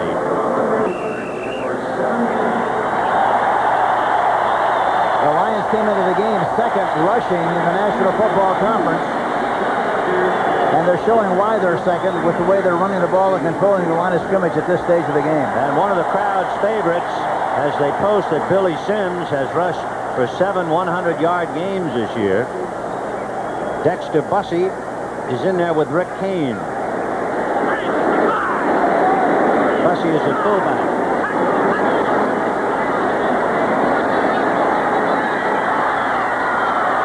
And Hipple unloading in the end zone, no good. John Swain was defending against Leonard Thompson. And of course, he was making a bona fide effort. The ball belongs to him as much as it does Leonard Thompson. There you see him trying to get open in the end zone. The ball is thrown over the top. A collision again by John Swain, but they don't call it. Watch Hipple. Watch Hipple. Moves out of the pocket, throws the ball, and gets a shot in the back by Mark Mullaney, number 77. So it'll be 3rd and 8 on the Minnesota 32. Vince Thompson and Rick Kane are the running backs. And Hipple in a crowd makes a completion to Rick Kane coming out of the backfield. And Kane is down at about the 23-yard line. That will be enough for a first down for Detroit. They sure are thinking about Christmas. It's like Christmas came early for the Detroit Lions. 1st and 10. And of course for Bud Grant, humbug. Sadness. Sadness. 1st and 10 on the Viking 23. Here goes Dexter Bussey, and Scott Studwell hit him first. Then he was really drilled by Sendline and by Elshire. And it's nice to see number 57 back in the game, Robin Sendline. You might remember way back at the very beginning of the game, Sendline was really shaken up, but he's back in there. Who was it that once said it's better to give than to receive? I don't think Bud would agree with that. Not now. So it is 2nd and 10 on the 23. 4:57 left in the third quarter. The Lions 38 and the Vikings 7. Tracy Porter along with Fred Scott wide right. And they're going to the right side, intercepted by Swain. And John Swain is at the 20. And what a hit he took at the last minute. And it will probably be a penalty against Carl Balderschweiler, number 76, who almost took his head off. Let's see. The flag was thrown instantaneously with Balderschweiler making contact. So let's see if that's it. Personal foul against Detroit. If it's 76, it's against Balderschweiler. I'm sure that's what it was, Ben.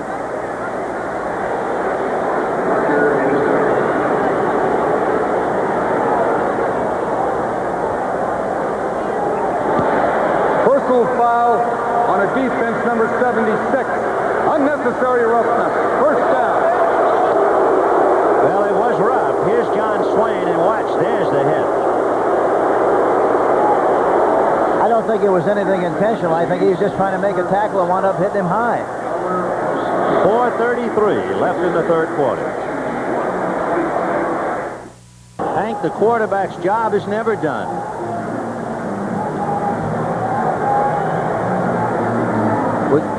There's another shot of the hit.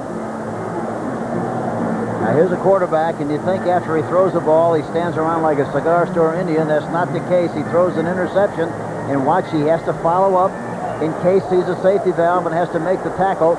He manages to stay away from any contact, but he's still trying to be involved in trying to tackle a guy with the ball. 1st and 10 on the Minnesota 36 on the interception and penalty. Tommy Kramer going over to the left side to Sammy White. Boxed in and dropped by Wayne Smith at about the 41-yard line. So with all of that, they pick up maybe 5 yards, and it'll be 2nd and 5. On the sidelines, Gary Danielson wearing a helmet and loosening up. So evidently, Gary, who almost got into last week's game, Monty Clark saying that he was thinking about making a switch, but then stayed with Hipple. Looks like Gary's coming in. 2nd and 5 on the Minnesota 41. Kramer again to Censor, and Censor goes out of bounds at the 44. So they pick up 3, and it'll be 3rd and 2. This would really be a good time to get Hipple out of the game to make sure nothing happens to him, and also will give Gary Danielson a chance to get some playing time, and he hasn't played for a long time. I'll tell you a fellow who hasn't played. How about the punter? Tom Skladany has not gotten in the game. It has been such a dominant game for Detroit that Skladany, whose wife delivered a baby girl last night, hasn't really had much to do but pass out cigars on the sideline. Are you sure he's here? Yeah. Sammy White in motion. Kramer to Censor, and he's out of bounds. Jimmy Allen taking him down at the 47-yard line of Detroit, and they pick up a first down. 3:46 left in the third quarter. Detroit scored first and has just run away with things. Minnesota trying to come back and get off the floor. 3:46 left in the third. 1st and 10 on the Lion 47. LeCount goes right. Rashad wide left. And Doug English in the backfield. We talked about Doug a little earlier, but it was a treat to meet his mother and dad before the game. Certainly nice people. And his sister Tina singing the national anthem. I guess that was the keynote for Detroit. Everything going their way today. Encroachment on the defense, number 78, made contact. Well, that'll put it at the 42-yard line. Doug English, 5 years out of Texas. Interestingly enough, Detroit has gotten some pretty good news from the league office. We'll tell you about that in a moment. On a 1st and 5 from the 42. Flag on the play, and Kramer is going deep down the right side. LeCount unable to hold on to it. We'll get the interpretation on the flag, which came early on the left side. And you get the idea it might have involved James Hunter and Ahmad Rashad, but we'll see. You know, earlier this year, William Gay was ejected and fined $2,000 for spearing Lynn Dickey of Green Bay. Later on, Doug English was fined only $200. False start, offensive. The line was moving. English was fined $200 in a scuffle Thanksgiving Day with Kansas City tackle Roger Taylor and ejected. And normally when you're ejected, it's an automatic $500 fine. And Al Baker was ejected by Pat Haggerty, a late hit on Chicago quarterback Vince Evans, and he found out no fine. So things are fine in Detroit. 1st and 10 on the line, 48. And White on a blitz. A short pass to Sammy White. He came back to get it, and then he is drilled by Ray Oldham at about the 17-yard line. So White made him get rid of it in a hurry, and White came back to get it. Yeah, everybody but the coaching staff was coming and blitzing on the play, and he anticipated it. Look, he got rid of the ball on top. It was a little short. Watch White come back for the ball, and it comes up, winding up, making a big play. Sensor downfield, number 81, trying to help out on the play. Watch everybody coming now, rushing the quarterback, and he gets rid of the ball just in time. Big play, Minnesota Vikings. 1st and 10 on the Detroit 17, and the pass to White inside the 10. There's a flag on the play. So Sammy White, who was shaken up in the waning minutes of the first half, has come back and made a tough catch in a crowd inside the 10-yard line. And the penalty will be against Detroit. There's Eric Hipple resting after a job well done. He completed 13 of 21 for 188 yards and 2 touchdowns passing. We talked before about the fact that Skladany has not punted once for Detroit. Defense holding, number 44, decline a penalty. It's 2nd down. That's Wayne Smith guilty of the infraction. Billy Sims, who has had a magnificent day, rushing for over 100 yards, getting a well-deserved rest on the sideline. We showed you briefly Minnesota's inability to keep the football. Touchdown, then an interception, a punt, a loss of possession, and another punt. 2nd and 2 on the 7. And they go to Ted Brown. And it would appear that Brown has just about picked up the 1st down. That time, Purifour came in there that time. Look how quickly he got penetration. He almost stopped the exchange. He was through there so fast. And Brown was lucky to get back to the line of scrimmage. So it's 1st and goal on the Detroit 7-yard line. White and Rashad go left. Simpson now is just about a wingback. And Rashad's got bump and run on the outside here. They might go to him. There they go. They're going to go in the end zone to Rashad, and he overthrew him. And holding his hands in the air, James Hunter. Here's a good shot of the bump and run. Rashad on 28, Hunter. The ball has to be thrown to the outside shoulder as the defensive back is looking to the inside. He does not see the ball, but the ball was thrown too far out in front and falls incomplete.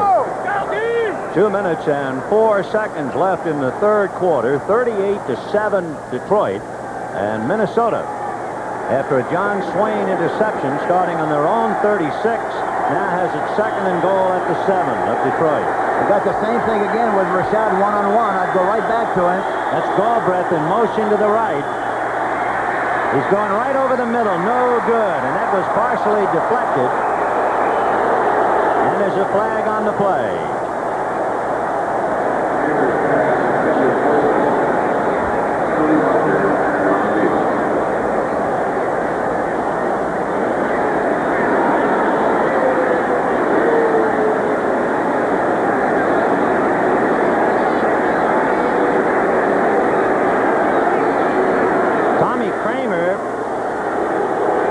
restrained somewhat by White.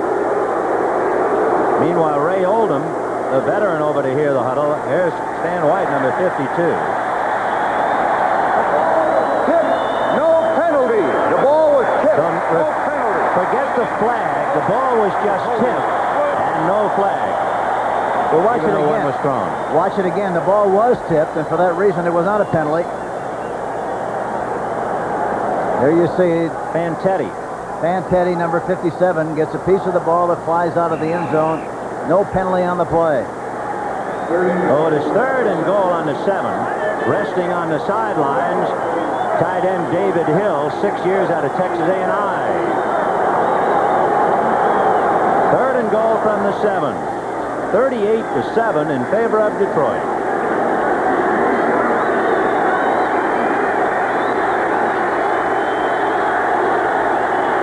In motion, Sammy White. Kramer going to scramble, and he's going to pay for it. Coming in on the left side is Bill Gay, and then Doug English.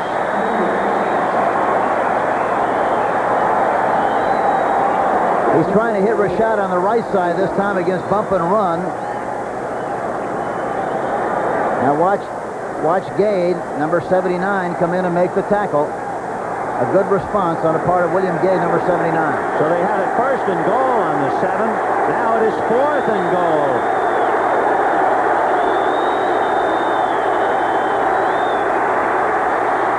Kramer to Ted Brown, and they get the touchdown.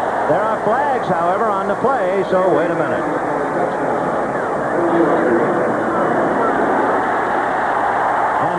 Detroit is acting is going to be against Minnesota. Let's see if that's true. Against Minnesota. And that's something. Oh. So the Viking bench must be in shock the way this day has crumbled. And, of course, it's a spirit of euphoria here in Pontiac for the Lions and for their fans.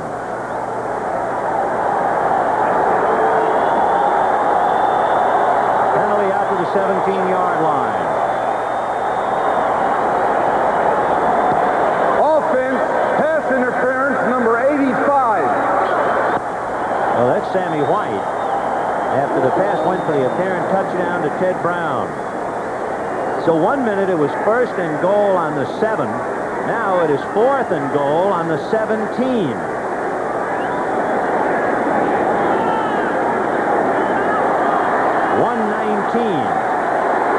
Left in the 3rd quarter.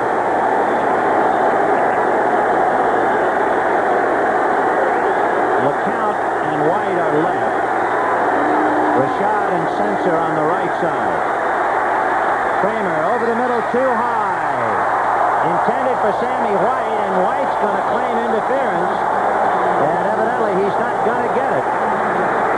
And look how fast Kramer got into the end zone. He didn't look like he had any trouble with his knees on that play. Well, they're all over Tom Myers claiming interference. Sammy White furious. Take another look.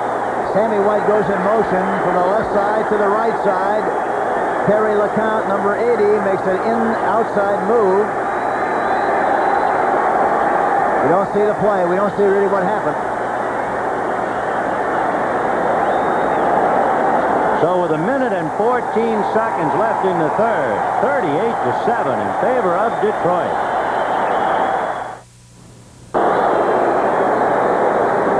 And the field judge evidently ruled that the ball could not be caught.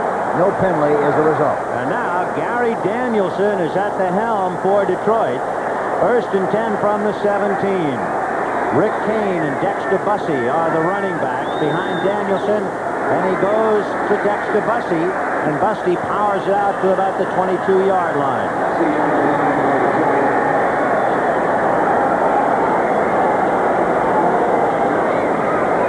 There's Gary Danielson's career, 5 years out of Purdue. He was a free agent and working in a sheet metal plant. when he had his tryout with Detroit. The biggest day of his career, as we mentioned, 3 years ago. He had 5 touchdown passes against Minnesota. 2nd and 5 from the 22. No good, and Willie Teal belting the intended receiver, and the crowd unhappy about it. Being driven out is a rookie, Tracy Porter, number 89, who took the hit.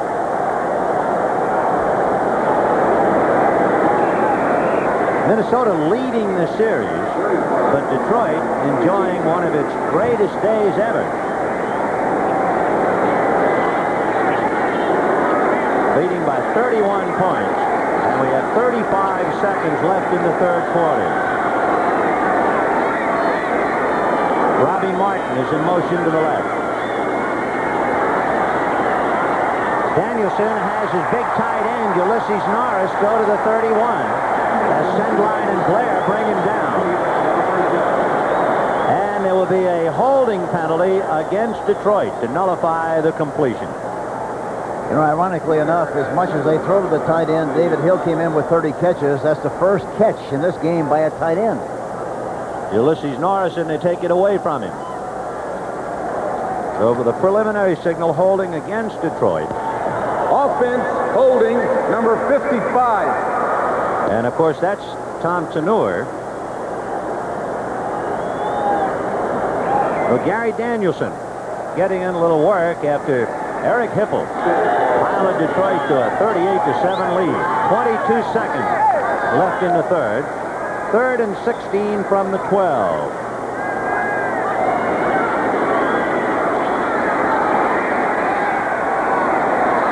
And the reception is made at the 30-yard line. And it was Tracy Porter. And that'll be just enough for the first down, I believe. Well, you talk about a great catch. That was very, very low and didn't look like he was going to make the reception. Blitzing linebacker around the play, Dennis Johnson, number 52. But he throws it low, and he makes the catch. And the 3rd quarter is history. Detroit 38, Minnesota 7. As we start the 4th quarter, Detroit enjoying a feast day, leading 38-7. Hank, when you had a ball club taking a beating like this, what'd you do? I got him in a big circle, and I said, repeat after me. Yeah, that's about it. That's about all you can do. 1st and 10 on the Detroit 30-yard line. Look at the yards rushing.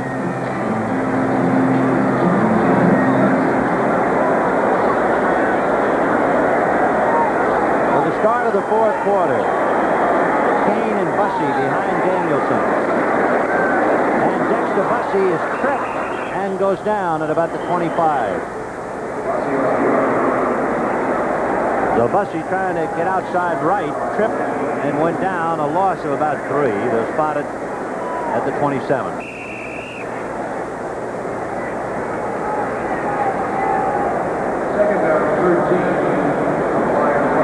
Second and 13 on the 27.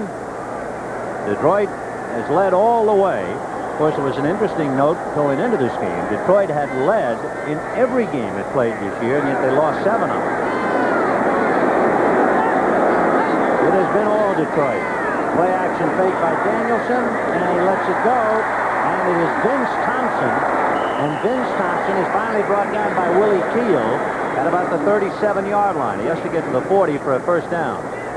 That was a nice-looking play-action fake that time. They faked inside, and Thompson, number 38, was open in the flat area, and the ball was thrown right on the money. Watch the fake. Really was a very poor fake. He didn't even try to get the ball inside, but looked to deliver the ball right on the money to Vince Thompson, number 38. He threw it exactly where you like to throw it, right at the numbers. Thompson, a big man. He is 230. He's out now. Kane is in there with Bussey.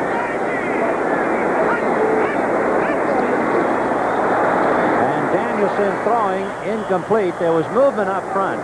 Doug Martin was moving around, and if they call 79, then he was picked off.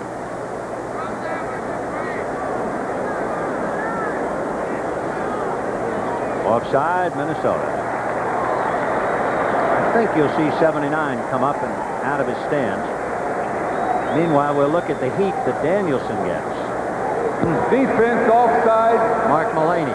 first down. Well, Mulaney stood Danielson on his ear, but because Martin was guilty of offsides, Detroit has a 1st and 10 on their own 42. Time left 13.5 minutes.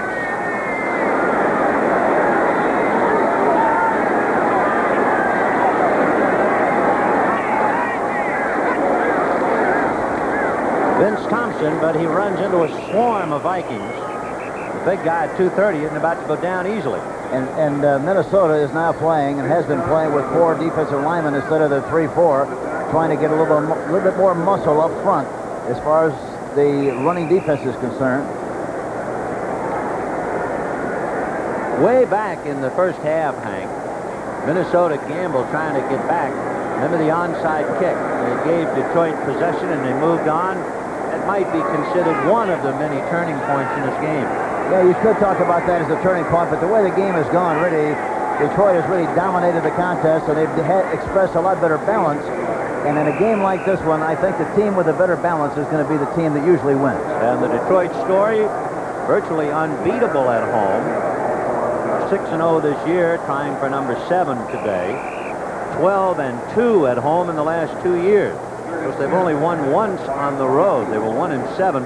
Their only victory was at Chicago. Boy, when the Lions are home, look out. And they are home next week against Tampa Bay.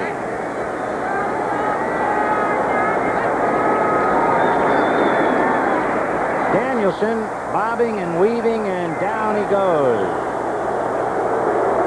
Send line number 57 and Yakovonis, 91, bringing him down. Danielson going into the pocket does not have the escapability skill of Eric Hipple. Doesn't have much of a chance. He's surrounded by white jerseys and number 91. Yakovonis. Yakovonis finally makes the tackle. So on a 4th and 15, Tom Skladany, his first punt of the day. The brand new daddy, his wife gave birth to a baby girl, Erin Lee, last night. Skladany hitting it almost line drive to Peyton at the 30, to the 35, and he's going to stay right there. Just missing him was Leonard Thompson, who went flying by. We'll be back with more from the Pontiac Silverdome after this word from your local station. Left in the ball game, 38-7 in favor of Detroit. The Vikes put it in play, 1st and 10 on their own 36. White and Lewis left. LeCount goes right. And it'll be Ted Brown. He threw off the tackle of Steve Furness and moved out across the 40-yard line. He just threw Furness away. You know, Hank, we mentioned earlier the fact that Minnesota's future at home will be indoors. So suddenly, Bud Grant, Mike Lynn and company will be drafting more or less for AstroTurf and indoors, as opposed to the familiar Vikes slugging it out in the snow and bad weather. Yeah, I'm sure they'll probably take, if they're good athletes, people from the southern part of the country, instead of worrying about getting people who like to play in this kind of weather. The pass was deflected and caught by Ted Brown, and then he took the hit from Wayne Smith, Steve Furness, William Gay, and it's been that kind of a day. They complete the pass, and they're going to lose a lot of yardage on it.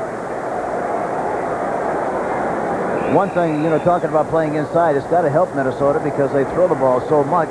It's going to be a lot more efficient for them to throw the ball inside consistently, plus the fact that it really helps the place kickers. And, of course, one of the great ones here is Eddie Murray, and Rick Danmeyer will have the advantage of kicking off the rug next year. 10:27 left in the game.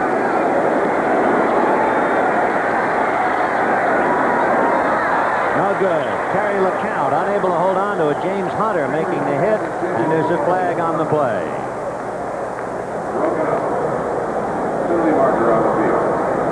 Hunter with that left arm, which he had broken earlier this year.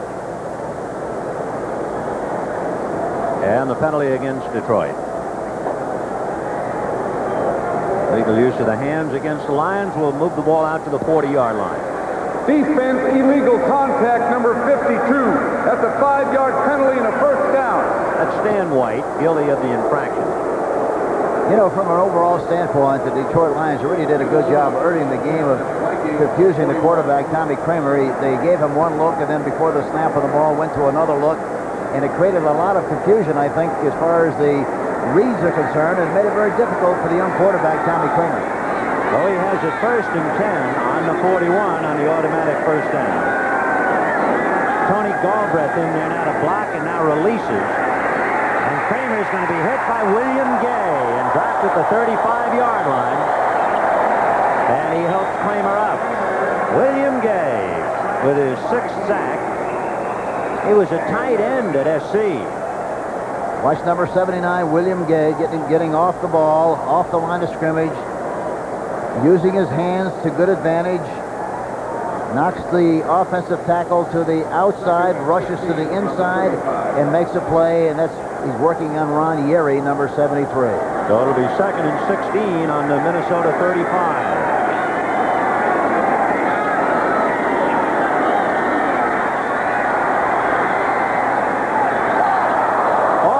Picked off on the sidelines. Hector Gray had it just go through his fingertips. Not much fun being a quarterback when you're behind like they are right now, 38-7. You have to throw. They know you're going to throw. They put a lot of pressure on. It's really murder. The Lions with the Viking head on a stick, and that cigar must have been passed out by Tom Skladany. So 3rd and 16 on the Minnesota 35. The Vikes send Lewis and White left, LeCount and Sensor right. Kramer to Sammy White, juggled and can't hold on to it. White took a crunch from Jimmy Allen after James Hunter had played a part in it. That was one of the few times Tommy Kramer really had a good chance to step up into the pocket and deliver the ball. And when he did that, he delivered it right on the money to White, but he just couldn't hang on to it. Take another look at it. Watch Tommy Kramer now. Watch him. He goes back into the pocket and watch him step up and throw. Good position, good form, delivers the ball to Sammy White, but Sammy just cannot hang on to it. So on a 4th and 16 from the 35, Greg Coleman will be punting from the Minnesota 25, and Robbie Martin standing back on the Detroit 21. Coleman gets it away, and a fair catch is signaled. Robbie Martin hauling it in at the 15-yard line. So Detroit will put it in play. Viking stew, that's what it's been today. All Detroit, 38-7. 9 minutes and 23 seconds to the end of this one that has seen Detroit thoroughly dominate the Vikings, leading 38-7, and the Lions will put it in play on their own 15. Gary Danielson at quarterback. Kane and Bussey are the running backs. They'll go to Rick Kane. He gets a block by Ginn and gets out across the 20 to about the 22. On the sidelines, there's Al Baker. He pulled a stomach muscle and has been unable to play the last 2 weeks. Going into the game, they thought that Detroit would really suffer in his absence. And he's saying next week he'll be ready against Tampa Bay. Well, I mentioned it earlier, and I'll say it again. The young rookie from Alabama